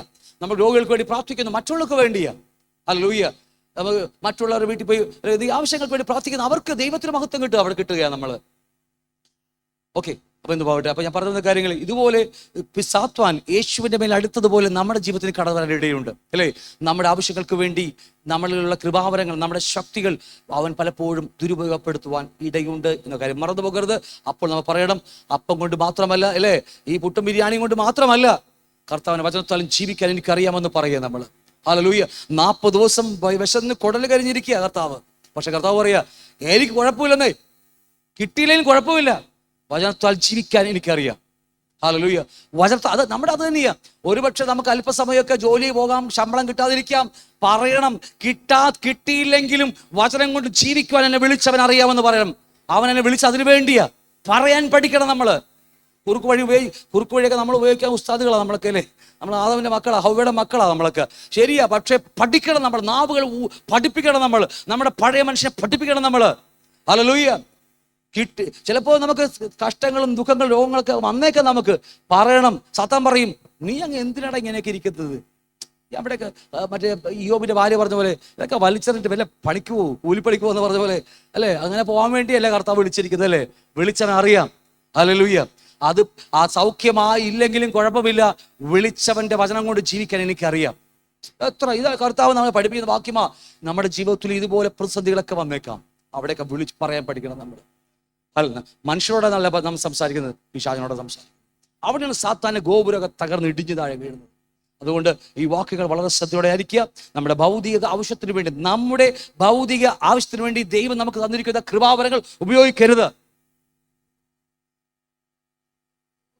ഗ്രഹിച്ചോ ഇല്ലയോ? ഹല്ലേലൂയ. നമ്മുടെ ഭൗതിക ആവശ്യങ്ങൾക്ക് വേണ്ടി ദൈവം നമ്മളെ ഏൽപ്പിച്ചിരിക്കുന്ന കൃപാവരങ്ങൾ, ദൈവശക്തി, അഭിഷേകം ഉപയോഗിക്കരുത്. ഞാൻ പറഞ്ഞത് നിങ്ങളുടെ ഹൃദയത്തേക്ക് ഇടിച്ചു കയറാൻ വേണ്ടിയാ. മറ്റുള്ളവർക്ക് വേണ്ടി ചെയ്യാം, ദൈവത്തിന് മഹത്വം കിട്ടും. എനിക്ക് വേണ്ടി ചെയ്താൽ ഞാൻ മഹത്വം എടുക്കും, പതിയെ പതിയെ കൃപയിൽ നിന്ന് വീഴും, അവസാനം നരകമല്ലാതെ നമുക്ക് മറ്റൊന്നും ഉണ്ടാകത്തില്ല. എത്രയോ 80% വിശ്വാസികളും ദൈവദാസന്മാരും നരകത്തിലേക്ക് എന്ന് പറഞ്ഞ് വെറും വാക്ക് പറഞ്ഞല്ല കർത്താവ്. ഇവരൊക്കെ പുകഴ്ച മുഴുവനും അവരിലേക്കാണ് പോകുന്നത്, അല്ലേ? നിങ്ങൾ യൂട്യൂബ് നോക്കിക്കോ, സാക്ഷികൾ നോക്കിക്കോ, മുഴുവനും അവരുടെ പാസ്റ്റർമാരെ ഉയർത്തിക്കൊണ്ട, അല്ലേ? അവരെ കൊണ്ട് പറയിപ്പിച്ചിടും, എഴുതിക്കൊടുത്ത് പറയിപ്പിച്ചിടും. ആർക്കാ മഹത്വം പോകുന്നത്? ഹല്ലേലൂയ. ഏത് ഭാഗട്ടെ മുന്നോട്ട് കടന്നു പോകുന്നു. ആവർത്തന പുസ്തകം 8-ാം അധ്യായം 3-ാം വാക്യം. ആവർത്തന പുസ്തകം 8-ാം അധ്യായം 3-ാം വാക്യം. നിന്റെ ദൈവമായ യഹോവ നിന്നെ താഴ്ത്തുവാനും തൻ്റെ കൽപ്പനകൾ പ്രമാണിക്കുവോ ഇല്ലയോ എന്ന് നിന്നെ പരീക്ഷിച്ച് നിന്റെ ഹൃദയത്തിലിരിക്കുന്നത് അറിയുവാനുമായി നിന്നെ ഈ 40 സംവത്സരം മരുഭൂമിയിൽ നടത്തിയ വിധമൊക്കെയും നീ ഓർക്കേണം. ഹല്ലേലൂയ. 40 സംവത്സരം ആവട്ടെ, 40 ദിവസമാകട്ടെ, അല്ലേ? യേശു 40 ദിവസമാ, അല്ലേ? എന്തുമാകട്ടെ, ഇതെല്ലാം ഒന്നിലേക്ക് പോയിക്കൊണ്ടിരിക്കുക. ഇതൊക്കെ വെറുതെ എഴുതി വെച്ചതല്ല കർത്താവ്. എന്നിട്ട് പറയാ, അവൻ നിന്നെ താഴ്ത്തുകയും നിന്നെ വിശപ്പിക്കുകയും. അവർക്ക് നോക്കിയേ, കർത്താവിന് അതല്ലേ സംഭവിച്ചതല്ലേ? നിന്നെ വിശപ്പിക്കുകയും, മനുഷ്യൻ അപ്പം കൊണ്ട് മാത്രമല്ല യഹോവയുടെ വായിൽ നിന്ന് പുറപ്പെടുന്ന സകല വചനങ്ങൾ കൊണ്ട് ജീവിക്കുന്നെന്ന് നിന്നെ ഗ്രഹിപ്പിക്കേണ്ടതാകുന്നു. ഹല്ലേലൂയ. എന്നിട്ട് പറയാ, നീയും നിന്റെ പിതാക്കന്മാരും അറിഞ്ഞിട്ടില്ലാത്ത മന്ന കൊണ്ട് നിന്നെ പോഷിപ്പിക്കുകയും ചെയ്തു. നോക്കിയേ, മരുഭൂമിയിലൊക്കെ 40 ദിവസം അവർ വിതച്ചോ, കൊയ്തോ, എന്തൊക്കെയോ പണിയെടുത്തോമാര് പറഞ്ഞിങ്ങള്? ഒന്നും ചെയ്തില്ല അവര്. 40 വർഷം മരുഭൂമിയിൽ ദൈവരെ പോഷിപ്പിച്ചില്ലേ? ആ ദൈവം തന്നെയല്ലേ ഇന്നത്തെ യഹോവയായ ദൈവം തന്നെയല്ലേ നമ്മുടെ യേശു പരിശുദ്ധാത്മാവ്. ഹല്ലേലൂയ. അതുകൊണ്ടാണ് നീ എന്ത് തിന്നും എന്ത് കുടിക്കുമെന്ന് ആലോചിക്കേണ്ട, ദൈവരാജ്യം പോയി അന്വേഷിക്കുക. ഹല്ലേലൂയ. മന്ന പൊഴിച്ചു തരും നമ്മുടെ ജീവിതത്തിലേക്ക്. നമുക്ക് നമ്മുടെ അധ്വാനം കൊണ്ട് എന്തെങ്കിലും നേടണം. ഞാൻ പണ്ട് കഴിഞ്ഞ ആഴ്ച പറഞ്ഞ പോലെ, ഒരാവശ്യവും ഇല്ല വീട് പണിതപ്പ, എന്നാലും ഒരു 10 ലക്ഷം ലോൺ ഇരിക്കട്ടെ, അല്ലേ? പിന്നെ അത് വീട്ടാൻ പെടാപ്പാട് എനിക്കറിയാം. എൻ്റെ കുരുത്തക്കേട് മാത്രമേ ഉള്ളൂ. ലോൺ അടച്ചു തീരും, പിന്നെ ഇടക്കിടക്ക് പോകും. അപ്പൊ എന്തെങ്കിലും ഒരു ലോണും കൂടി പോയിട്ട് എന്തെങ്കിലും വെറുതെ പോയി എടുക്കുക, അവസാനം ബാധ്യതയായി തീരും. നമുക്ക് എന്നും എന്തെങ്കിലും ഒരു നമ്മുടെ സ്വയത്തിനൊരു പിടി എന്നൊരു ഗ്രിപ്പ്, നമുക്ക് സ്വയമാണ് നമ്മുടെ പ്രശ്നം വന്നത്. അപ്പൊ അതുകൊണ്ട് ഇതൊക്കെ ഗ്രഹിപ്പിക്കുക നമ്മളത്. അപ്പൊ അതുകൊണ്ട് ഞാൻ വേഗത്തിൽ ഓടിച്ചു വിടുക, നിന്റെ ദൈവമായ യഹോവ നിന്നെ താഴ്ത്തുവാനും, അല്ലേ? അത് മാത്രമല്ല തൻ്റെ കൽപ്പനകൾ പ്രമാണിക്കുമോ ഇല്ലയോ എന്ന് പരീക്ഷിച്ച് നിന്റെ ഹൃദയത്തിലിരിക്കുന്ന അറിയുവാനുമായി നിന്നെ 40 സംവത്സരം മരുഭൂമി നടത്തിയ വിധമൊക്കെ നീ ഓർക്കണം. 40 വർഷം മരുഭൂമിയിൽ കർത്താവ് അവരെ നടത്തി. യഹോവയായ ദൈവം, അല്ലേ? 1-2 ദിവസം 40 വർഷം നടത്തി. എന്തിനു വേണ്ടി നടത്തിയത്? ഹല്ലേലൂയ. ദൈവം അവരെ താഴ്ത്തി, അപ്പൊ പലയിടത്ത് ഉയർത്തി, എല്ലാം കൊടുത്തതിലെന്നറിയാമോ? നിന്റെ ഹൃദയത്തിലിരിക്കുന്നത് അറിയുവാനായി നിന്നെ 40 സംവത്സരം മരുഭൂമിയിൽ നടത്തിയ വിധമൊക്കെയും നീ ഓർക്കണം. അത് പറയുക, അവൻ നിന്നെ താഴ്ത്തുകയും നിന്നെ വിശപ്പിക്കുകയും ചെയ്തു. മന്ന കൊടുത്തില്ല, വെള്ളം കൊടുത്തില്ല, KFC ചിക്കൻ കൊടുത്തില്ല, അല്ല കൊടുത്തില്ല. അവസാനം കരഞ്ഞിട്ട് KFC ചിക്കൻ മേടിച്ചവര്, അല്ലേ? പക്ഷെ തൊണ്ടയിരിക്കപ്പോ തന്നെ വാള് വന്നു. അവിടെ KFC ചിക്കൻ കഴിക്കാൻ വേണ്ടി വാല് കവച്ചപ്പോ തന്നെ ന്യായവിധി വന്നു കഴിഞ്ഞു. കാരണം അത് തിന്നാൻ അവർക്ക് യോഗ്യത ഇല്ലെന്നേ, അല്ലേ? വായിച്ചിട്ടുണ്ടേ, അതിലേക്ക് പോയാൽ എനിക്ക് എൻ്റെ സമയം പോകുന്നത്. കർത്താവ് പലപ്പോഴും നമുക്ക് തരുമ്പോ നമ്മൾ വിചാരിക്കും കർത്താവാണ് സ്തോത്രം, പക്ഷെ കയ്യിലേക്ക് കിട്ടിക്കഴിയുമ്പോഴല്ലേ ന്യായവിധി നമ്മുടെ മുമ്പിൽ വന്നിരിക്കും. ഓക്കെ, വേണ്ട, പേടിപ്പിക്കണില്ല. നീ രാത്രി കിടന്ന് ഉറങ്ങിക്കോട്ടെ മര്യാദക്ക്, അല്ലേ? എന്നുമാകട്ടെ, നിന്നെ താഴ്ത്തുകയും നിന്നെ വിശപ്പിക്കുകയും, മനുഷ്യൻ അപ്പം കൊണ്ട് മാത്രമല്ല യഹോവയുടെ വായിൽ നിന്ന് പുറപ്പെടുന്ന സകല വചനം കൊണ്ട് ജീവിക്കുമെന്ന് നിന്നെ ഗ്രഹിപ്പിക്കാൻ വേണ്ടിയാ. നമ്മുടെ ജീവിതത്തിൽ താഴ്ച വരും, ഉയർച്ച വരും, അല്ലേ? പരാജയങ്ങൾ വരും, ജോലി നഷ്ടമാകും, രോഗം വരും, അല്ലേ? പിന്നെ എന്തൊക്കെയാ? ഇതൊക്കെ നമ്മുടെ ജീവിതത്തിൽ സംഭവിക്കും. അവിടെയും പറയണം, അല്ലേ? അവിടെ പിറുപിറുക്കാൻ വേണ്ടിയല്ല, എന്നാലും പറയണം, വിളിച്ചവൻ അവന്റെ വചനം കൊണ്ട് ഞാൻ ജീവിക്കാൻ പഠിച്ചിരിക്കുക, അല്ലേ? അവിടെ പിറുപിറുത്തോ ഒന്നുമല്ല. അവനെ താഴ്ത്തിയെങ്കിൽ ഞാൻ താഴ്ന്നിരിക്കും, അവനെ ഉയർത്തിയാൽ ഞാൻ ഉയർന്നിരിക്കും. അവൻ ഉണ്ണാൻ തന്നാൽ ഞാൻ ഉണ്ടിരിക്കും, അവൻ വിശപ്പിച്ചാൽ ഞാൻ വിശന്ന് തന്നെ ഇരിക്കും. അവിടെ അത്ഭുതം ചെയ്യാൻ പോയ കല്ലിനെ അപ്പമാക്കാനോ അല്ലെ ഒന്നും ഞാൻ പോകത്തില്ല. കാരണം എനിക്ക് വേണ്ടിയല്ല അവനെ അവന്റെ കൃപാവരങ്ങളും അവന്റെ പുത്രനെയും തന്നത് എനിക്ക് വേണ്ടിയല്ല, രക്ഷയ്ക്ക് വേണ്ടി തന്നെയാണ്. ഞാൻ രക്ഷയെക്കുറിച്ചല്ല പറയുന്നത്, മറ്റുള്ളവർക്ക് വേണ്ടിയേ നമ്മൾ ചെയ്യാൻ വേണ്ടിയും. ആ ഒരു സത്യങ്ങൾ നമ്മുടെ ഇത് യഥാർത്ഥമായി നമ്മുടെ ഹൃദയത്തിൽ വെളിപ്പാടാകണം. നമ്മൾ വലിയ സാധാരണ തന്ത്രങ്ങൾ വീണു പോകുന്നില്ല, നാളെ നമ്മൾ വീണിരിക്കും. നീ നിന്റെ പിതാക്കന്മാരും അറിഞ്ഞിട്ടില്ലാത്ത മന്ന കൊണ്ട് നിന്നെ പോഷിപ്പിക്കുകയും ചെയ്തു. 40 വർഷവും മരുഭൂമിയിൽ മന്ന പൊഴിച്ചില്ലേ? അവർ കാണാതെ ചെത്തിക്കഴിഞ്ഞപ്പോൾ മന്ന നിന്നുപോയി. കാരണം അവർ പിന്നെ വിതക്കാൻ അറിയാം, കൊയ്യാൻ അറിയാം, എല്ലാം ഉടായിപ്പോൾ അവർക്കറിയാം. അതുകൊണ്ട് അല്ലേ മറ്റേ കൂട്ടുവിത്ത് വിതച്ച് അതും അറിയാം. മോശക്കാരൊന്നുമല്ലല്ലോ, നല്ല പുള്ളികളല്ലേ അവർക്ക്. കൂട്ടുവിത്തൊക്കെ വെച്ച് ഏറ്റവും നല്ല സാധനം എടുക്കാനൊക്കെ അവർക്ക് അറിയാം. മരുഭൂമിയിൽ ദൈവം അവർക്ക് മന്ന കൊണ്ട് പോഷിപ്പിച്ചില്ലേ, കാടപ്പക്ഷി കൊടുത്തില്ലേ, വെള്ളം കൊടുത്തില്ലേ, നമുക്ക് തരത്തില്ലേ കർത്താവ്. പക്ഷേ യാജി പറയുന്നുണ്ടല്ലോ, ഇന്ന് നീ പോയില്ലെങ്കിൽ മക്കളെങ്ങനെ ജീവിക്കും, ജോലിക്ക് പോടാം. പക്ഷെ ബൈബിൾ ക്ലാസ്സില്ലേ, നീ ജോലിക്ക് പോടാം, മക്കൾ വൈകിട്ട് വിശന്നിരിക്കുന്ന പറയും, നമ്മളെ കൊണ്ട് അവസാനം ചെയ്യിക്കും. പക്ഷേ ബൈബിൾ ക്ലാസ്സിൽ പോയാൽ നമുക്ക് വേണ്ടതെല്ലാം മന്നയും കാടപ്പക്ഷിയൊക്കെ നമ്മുടെ വീട്ടിലുണ്ടായിരിക്കും. നമ്മൾ പഠിക്കാൻ പറ്റുന്നില്ല നമുക്ക്. നമ്മൾ ഈ പലപ്പോഴും കേട്ട് വെച്ചിട്ട് നമ്മൾ ലോകമല്ലേ അല്ലേ ബ്രദറെ ബ്രദറെ ദൈവം ഞാനെന്തൊരു ബിസിനസ് ചെയ്യും ബ്രദറെ എന്നൊക്കെ പറഞ്ഞ് എല്ലാത്തിനും ബിസിനസ്സിലേക്ക് വിട്ട് അവസാനം ബിസിനസ് മൂത്ത് ഇപ്പൊ പട്ടിണി പരിവട്ടമൊക്കെ ഇട്ടിരിക്കുന്ന ആൾക്കാർ എത്ര ഞാൻ കാണിച്ചത്. എത്രയോ ദൈവദാസന്മാർ മിനിസ്റ്റർ വിട്ടുപോയെന്നറിയാമോ? ഒന്ന് വിചാരിച്ചേക്കരുത്. എത്രയോ ദൈവദാസന്മാർ നല്ല ദൈവവേല ചെയ്ത് കർത്താവിന് പ്രയോജനമായ ദൈവാസന്മാർ അവസാനം എല്ലാം കൂടി ബിസിനസ്സിലേക്ക് ഇറക്കി വിട്ടു, മോഹം കയറ്റി വിട്ടു. പണ്ടേ മോഹമാണല്ലോ അകത്ത്, ആ മോഹം കൂടി പൊക്കി അങ്ങോട്ട് വിട്ടു, കുറച്ച് പൈസയും കൊടുത്തു, അവർ ബിസിനസ് ചെയ്തു. അവസാനം ഇന്ന് പെടാപ്പാട് ജീവിതത്തിൽ കർത്താവ് പോലും ഇല്ല. ജീവിതത്തിൽ ദൈവജീവനുണ്ടെന്ന് കുത്തി നോക്കണം, എന്നാലും കാണാൻ ഇച്ചിരി ബുദ്ധിമുട്ടാണ്. ഞാൻ പറഞ്ഞ് മനസ്സിലായി കാണുമെന്ന് എനിക്ക് വിചാരിക്കുന്നു. അതുകൊണ്ട് സഹോദരങ്ങളെ സൂക്ഷിക്കുക. ഹല്ലേലൂയ. പ്രലോഭനങ്ങൾ ഏത് വിധേയം ഉണ്ടാകും, നമുക്ക് ഏത് വഴി കൂടി പ്രലോഭനങ്ങൾ വരും. നമ്മുടെ അകത്തുള്ള മോഹങ്ങൾ എത്രയാണെന്ന് നമ്മൾക്ക് തന്നെ അറിയാൻ നല്ലോണം അല്ലേ. എന്തുമാകട്ടെ, അതുകൊണ്ട് 40 സംവത്സരം നീ ധരിച്ച വസ്ത്രം ജീർണിച്ചു പോയില്ല. ആ വസ്ത്രം കിട്ടിയിരുന്നെങ്കിൽ ഭയങ്കര ലാഭേനെ. ഇത് ആമസോണിനും ഫ്ലിപ്കാർട്ടിൽ നിന്നും ഓർഡർ കൊടുക്കേണ്ട ആവശ്യമില്ലായിരുന്നല്ലേ അല്ലേ. ജീർണിക്കാത്തൊരു ഡ്രസ്സ് കിട്ടിയ ഒരു പെണ്ണ് ചോദിച്ചില്ലേ, ഒരിക്കലും ദാഹിക്കാത്ത വെള്ളം എനിക്ക് തരുമോ? അങ്ങനെയാണെങ്കിൽ ഞാൻ വീട്ടിൽ പോയി ചുമ്മാ ഇരുന്നാൽ മതിയില്ല, പിന്നെ ദാഹിക്കത്തിലൊന്നുമില്ല. മനസ്സിലായില്ല? നമ്മളെപ്പോലെ ആ അകത്തെ തലേ കയറിയില്ല. നമ്മളെപ്പോലെ കുറച്ച് ഈ വോൾട്ടേജ് കുറവാണേ, കുറെ കഴിയുമ്പോഴാണ് അയ്യോ അതാണല്ലേ പാസ്റ്റർ ഉദ്ദേശിച്ചതൊക്കെ പറഞ്ഞല്ലേ. അതുപോലെ ആ ശബരിക്കാരത്തേക്കൊന്നും മനസ്സിലായില്ല. പുള്ളിക്കത്ത് പറഞ്ഞ ആ ദാഹിക്കാത്ത വെള്ളം എനിക്ക് തരാൻ പറഞ്ഞു. കർത്താവ് പറഞ്ഞത് വേറെ വെള്ളത്തെ കുറിച്ച് അല്ലേ. പലപ്പോഴും നമ്മൾ തിരിച്ചറിഞ്ഞേ മതിയാകത്തില്ല. പല കാര്യങ്ങളും തിരിച്ചറിയണം. അതാണ് പരിജ്ഞാനം എന്ന് പറയുന്നത്. നമ്മൾ ക്രിസ്തുവിനെ കുറിച്ചുള്ള ആഴവും നീളവും ഉയരവും വീതിയും എന്തൊക്കെയാ പഠിക്കണം. നമ്മൾ ഇരുന്ന് കുത്തിയിരുന്ന് പഠിക്കണം. നമ്മളത് വില കൊടുക്കേണ്ടി വരും, വെറുതെ കിട്ടത്തുമില്ല. ആ കാര്യം വലിയ പ്രശ്നമാണ്. 40 സംവത്സരം നീ ധരിച്ച വസ്ത്രം നീ ജീർണിച്ചു പോയില്ല, നിന്റെ കാൽ വീങ്ങിയില്ല. ഇവിടെ MM ഫോമിലാണ് കിടക്കുന്നത്, എന്നിട്ട് പോലും 2 കാലും നീരാ ബ്രദറെ. എന്നറിയില്ല, കിഡ്നിയുടെ ക്രിയാറ്റിൻ കുറഞ്ഞതാണോ എന്ന് എനിക്കറിയില്ല. എന്താ ഞാൻ ചുമ്മാ പറഞ്ഞതാ. ക്രിയാറ്റിൻ കുറവാണോ, കിഡ്നിന്ന് പോകണ വാൽവിന് ബ്ലോക്ക് ആയിട്ട് എന്തെങ്കിലും മാറ്റേണ്ടി വരുമോ അല്ലേ ഇനി അല്ലേ. ഇതൊക്കെയാ ഇവിടെ കാല് 40 വർഷം മരുഭൂമിയിട്ട് കറക്കിയിട്ട് പോലും എത്ര കിലോമീറ്റർ നമുക്ക് കൂട്ടിയായപ്പോൾ തന്നെ അറിയാൻ പറ്റൂലേ. നടക്കിയിട്ട് പോലും അവർക്ക് കാലും ജീർണിച്ചില്ല അല്ലേ, ചെരുപ്പം തേഞ്ഞില്ല, ഉടുപ്പ് വലുതായി വരികയാണ്. 40 വർഷം മിസ്സൈമിന്ന് വിടുമ്പോൾ ഒരു കുഞ്ഞായിരിക്കാം, ഈ ചില കുട്ടി ഉടുപ്പായിരിക്കാം. പക്ഷെ 40 വയസ്സായി 40 വർഷം കനാലിൽ കയറുമ്പോണ്ടല്ലേ അവന് 100 കിലോയുള്ള ജഡി അവൻ്റെ ആ ഉടുപ്പ് വീർത്ത് വന്നിട്ട് കാണും. ഇതേ കർത്താവ് തന്നെയാണ് നമ്മുടെ കർത്താവ്. നമുക്ക് അറിയാത്തത് കൊണ്ട് നമുക്ക് ക്രിസ്തുവിനെ നമ്മളെ വിളിച്ചവനെ കുറിച്ച് നമുക്ക് പരിജ്ഞാനമില്ലാത്തത് കൊണ്ട് നമ്മുടെ പ്രശ്നം. അത് ഞാൻ പറഞ്ഞ മനസ്സിലാവുന്നുണ്ടോ? ഈ മത്തായി 6-ാം അധ്യായം വളരെ ആഴമായി പഠിക്കേണ്ട വിഷയമാണ് നമ്മൾ. എന്നിട്ട് അവസാനം 6:33 വന്ന് അവസാനിക്കുക നമ്മൾ അല്ലേ.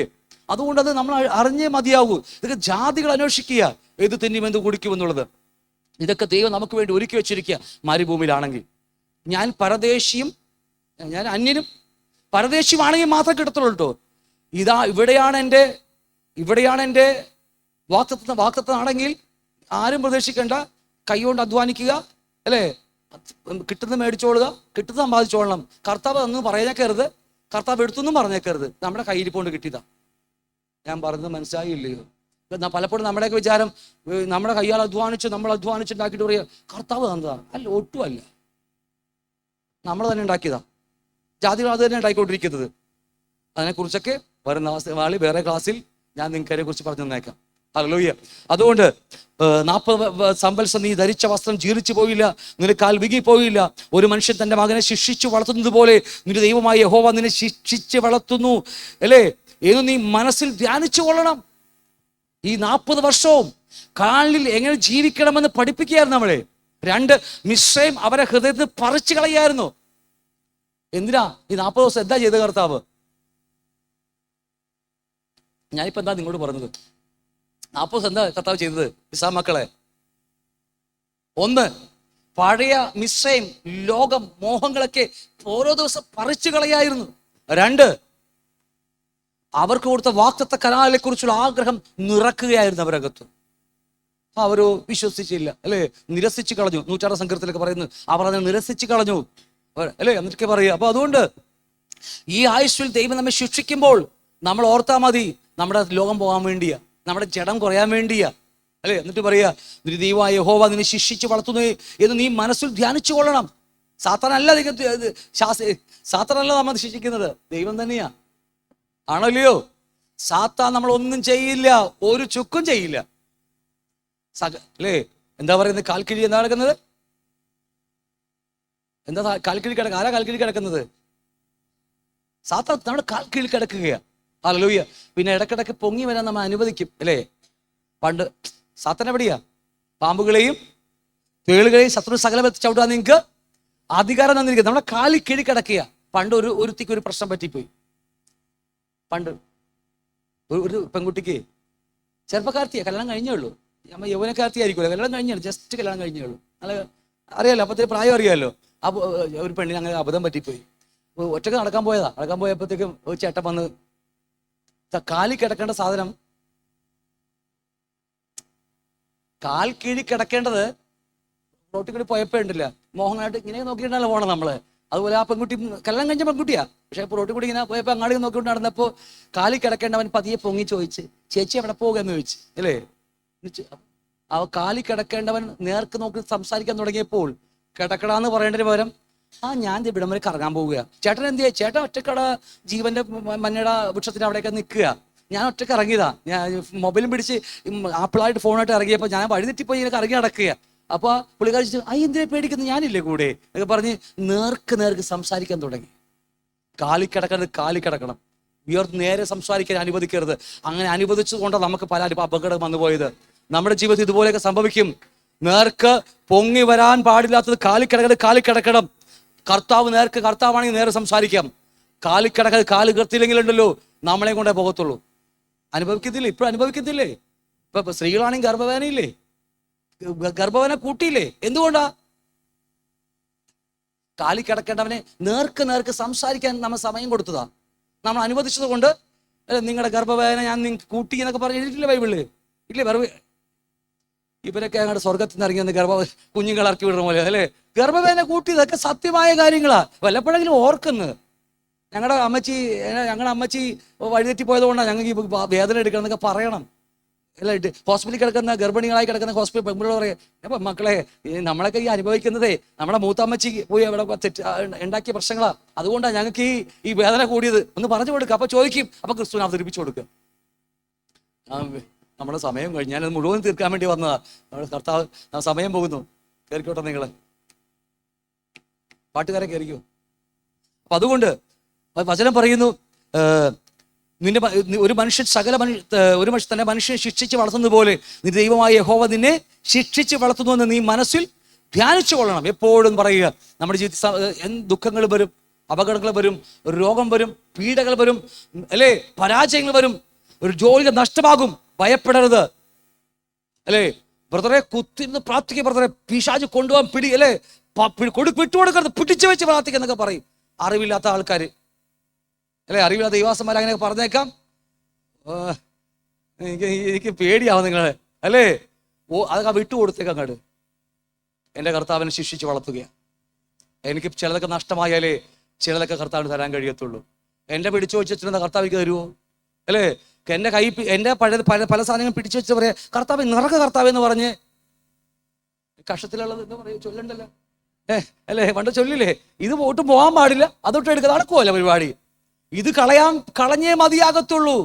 അതുകൊണ്ട് കർത്താവ് നമ്മെ ശിക്ഷിച്ച് ശാസിച്ച് വളർത്തിക്കൊണ്ടിരിക്കുക ഈ ആയുസ്സിൽ നമ്മളെ. നമ്മൾ നല്ല പുള്ളികളൊന്നുമല്ല. ഒറ്റക്കൊക്കെ പോയിരിക്കുക. അപ്പം അറിയാം നമ്മുടെയൊക്കെ സ്വഭാവം പൊങ്ങി വരുന്നത്. ഇച്ചിരിയൊക്കെ പൈസ കയ്യിൽ വരട്ടെ, ഇത്തിരി നല്ല എന്ത് ജോർജ് കുട്ടിയൊക്കെ വരുമ്പോൾ അറിയാം നമ്മുടെയൊക്കെ സ്വഭാവം. എന്താ ആരാ ഇല്ലെങ്കിൽ ബ്രദറാണ് ബ്രദർ, അല്ലെങ്കിൽ ഞാൻ തിരക്കിപ്പെട്ടു പോയി, ഫോൺ കണ്ടില്ല എന്നൊക്കെ പറഞ്ഞു. ഭയങ്കര പിന്നെ ഉള്ള ജാടേ നമ്മള് അല്ലേ. നമ്മുടെ കയ്യിൽ നടക്കട്ടെ, അപ്പം അറിയാം നമ്മുടെയൊക്കെ എങ്ങോട്ടാ നമ്മൾ പോകണേ എന്നൊക്കെ. അപ്പൊ ഞാൻ പറയുന്ന കാര്യങ്ങൾ ഇതൊക്കെ നമ്മുടെ ജീവിതത്തിൽ സംഭവിക്കും. എന്തൊക്കെ സംഭവിച്ചാലും, ജോലി നഷ്ടമായാലും, തിന്മകൾ വന്നാൽ, തിന്മ മീൻസ് ഞാൻ പറയുന്നതല്ല, കഷ്ടങ്ങൾ അല്ലെ, എന്താ പറയാ, നന്മകൾ പോയാലും, രോഗം വന്നാൽ, ഇതൊക്കെ കർത്താവ് നമ്മെ അനുവദിക്കുക നന്മക്ക് വേണ്ടിയാണെന്നേ അല്ലേ. ആരോഗ്യത്തോടെ, നല്ല ആരോഗ്യത്തോടെയും നല്ല ആവശ്യത്തിന് സമ്പത്തൊക്കെ ഇട്ടിരുന്ന നമുക്ക് അല്ല കർത്താവിന് ആവശ്യമുണ്ടോ? ഒന്നുമില്ല. കർത്താവ് നമ്മളെ ശിക്ഷിച്ച് വളർത്താൻ പറ്റുമോ? യേശുവിനെ പോലെ ആക്കാൻ പറ്റുമോ? നമ്മൾ കർത്താവിനെ നമ്മളെ പോലെ ആക്കി കളയും. നീ എന്തിനാ നടക്കുന്നത്? ഞാൻ കാണിച്ചാൽ ഇതൊക്കെ എങ്ങനെ ബിസിനസ് ചെയ്യുന്നത് അല്ലേ. വല അങ്ങോട്ട് വീശിട്ട് അല്ലേ നമ്മൾ കർത്താവിനെ പഠിപ്പിച്ചു കൊടുക്കും അല്ലേ. അതുകൊണ്ട് കർത്താവിനെ പഠിപ്പിക്കുന്നതൊക്കെ നമ്മൾ കർത്താവ് നല്ലോണം പഠിപ്പിച്ചു, നമ്മൾ പഠിപ്പിച്ചോളും. മൗനമായിരിക്കും. യേശു പറഞ്ഞ പോലെ പിതാവ് കാണിക്കുന്നത് ഞാൻ കണ്ടുകൊണ്ടിരിക്കുന്നത്, പിതാവ് പറയുന്നത് ഞാൻ നിങ്ങളോട് പറയാം. എനിക്ക് പിന്നെ നിങ്ങൾ പറയാനൊക്കെ ഒരുപാടുണ്ട്, പക്ഷേ അതിനല്ല ഞാൻ എന്നെ ഭൂമിയിലേക്ക് വിളിച്ചിരിക്കുന്നത്. എന്നെ അഴിച്ചിരിക്കും അതിനു വേണ്ടിയില്ല, അവിടുത്തെ ഇഷ്ടം ചെയ്യാൻ വേണ്ടി നമ്മൾ പറഞ്ഞ് പഠിപ്പിക്കണം. നമ്മൾ മനസ്സിനെ പറഞ്ഞ് പഠിപ്പിക്കണം, നമ്മുടെ ഇഷ്ടം ചെയ്യാൻ വേണ്ടിയില്ല അല്ലേ. അപ്പം ഞാൻ എൻ്റെ വാക്ക് പറഞ്ഞ് അവസാനിപ്പിക്കുക.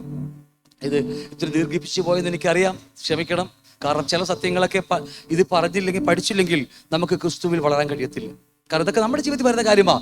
ലോകത്തില് നമ്മൾ തുടങ്ങിയിട്ടുള്ള ക്ലാസ്, ലോകത്തിലുള്ളത് ജഡമോഹം, കൺമോഹം, ജീവിതത്തെ പ്രതാപം. ഒന്നാമത്തെ പരീക്ഷ നമ്മുടെ ഭൗതിക ആവശ്യങ്ങൾക്ക് വേണ്ടി, ഭൗതിക ആവശ്യങ്ങളുടെ അവകാശത്തിനു വേണ്ടി നമ്മളെ ദൈവിക നന്മകള്, ദൈവിക കൃപാവരങ്ങൾ അതിനുവേണ്ടി ഉപയോഗിക്കുക എന്ന് പറയുന്നത് അത് തിന്മയായ കാര്യമാണ്. അത് സാത്താൻ ഉപയോഗിക്കുന്ന കാര്യമാണ്. പലപ്പോഴും നമ്മളൊക്കെ ഉപവസിച്ച് 21 ഉപവസിച്ച് പിടിച്ചെടുക്കുന്ന ആൾക്കാരാണോ നിങ്ങൾ?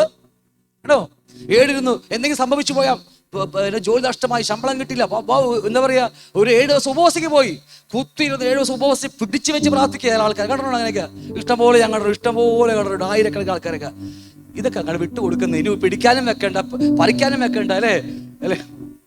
ഉപവസിച്ചോ, നമുക്ക് വേണ്ടി ആകരുത്. മക്കളുടെ ഒരുത്തി പറഞ്ഞ എൻ്റെ അഡ്മിഷൻ വേണ്ടി ഒന്ന് ഉപവസിക്കാൻ. ഞാൻ പറഞ്ഞേ അത് നീ പോയി ഉപവസിച്ചാൽ മതി. നമ്മുടെ ആവശ്യങ്ങൾക്ക് ഉപവസിക്കാൻ നമുക്ക് അനുവാദമൊന്നുമില്ല. ആളുകൾ പുറകിലുണ്ട് ആള്. ഞാൻ പറയാം നമ്മുടെ ആവശ്യങ്ങൾക്ക് പോലും ഉപവസിക്കരുത്. ഹല്ലേലൂയ. മറ്റു കുഞ്ഞുങ്ങൾക്ക് വേണ്ടി ഉപവസിക്കാൻ വേണമെങ്കിൽ മറ്റു കുഞ്ഞുങ്ങൾക്ക് വേണ്ടി ചെയ്യാം നമുക്ക്. ഇതൊക്കെ നമ്മുടെ ജീവിതത്തിൽ പാഠമായിരിക്കണം. ഒരിക്കലും നമ്മുടെ മേൽ ദൈവം തന്നിരിക്കുന്ന കൃപാവരങ്ങൾ ദുരുപയോഗം ചെയ്താൽ അതെല്ലാം പതിയെ നഷ്ടമാകും നമുക്ക്. ഹല്ലേലൂയ. പിന്നെ വെറും കാറ്റ് മാത്രമായിരിക്കും. പൗലോസ് പറഞ്ഞില്ലേ, ഞങ്ങൾ വായിൽ മുഷ്ടിയുദ്ധം ചെയ്യുന്നവരല്ല, ഞങ്ങളുടെ വാക്കുകൾക്ക് ഊവെന്നതിന് അതില്ല എന്ന് തന്നെയാ. അത് ശക്തിയുള്ള പവർഫുൾ ആ വാക്കുകൾ. ഹല്ലേലൂയ. കാരണം അന്യായമായി ദൈവത്തിന്റെ കൃപയെ ഞങ്ങൾ ദുരുപയോഗപ്പെടുത്തിയിട്ടില്ല. വാക്കുകളൊക്കെ എത്ര ശ്രദ്ധേയമായ വാക്കുകളാണ്. അനാവശ്യമായി ദൈവത്തിന്റെ കൃപയെ ഞങ്ങൾ ഉപയോഗിച്ചിട്ടില്ല. നമ്മളും അങ്ങനെ ആയിരിക്കണം. സാത്താൻ നമ്മളെ അങ്ങനെ ഉപയോഗിക്കാൻ പ്രേരിപ്പിക്കും. ഒരുപക്ഷെ പലതും സംഭവിച്ചേക്കാം. അപ്പോഴും ഓർക്കണം, ഇതൊക്കെ നാം കൃപയിൽ നിന്ന് വീഴാൻ വേണ്ടിയുള്ള തുടക്കമായിരിക്കാം. ഇത്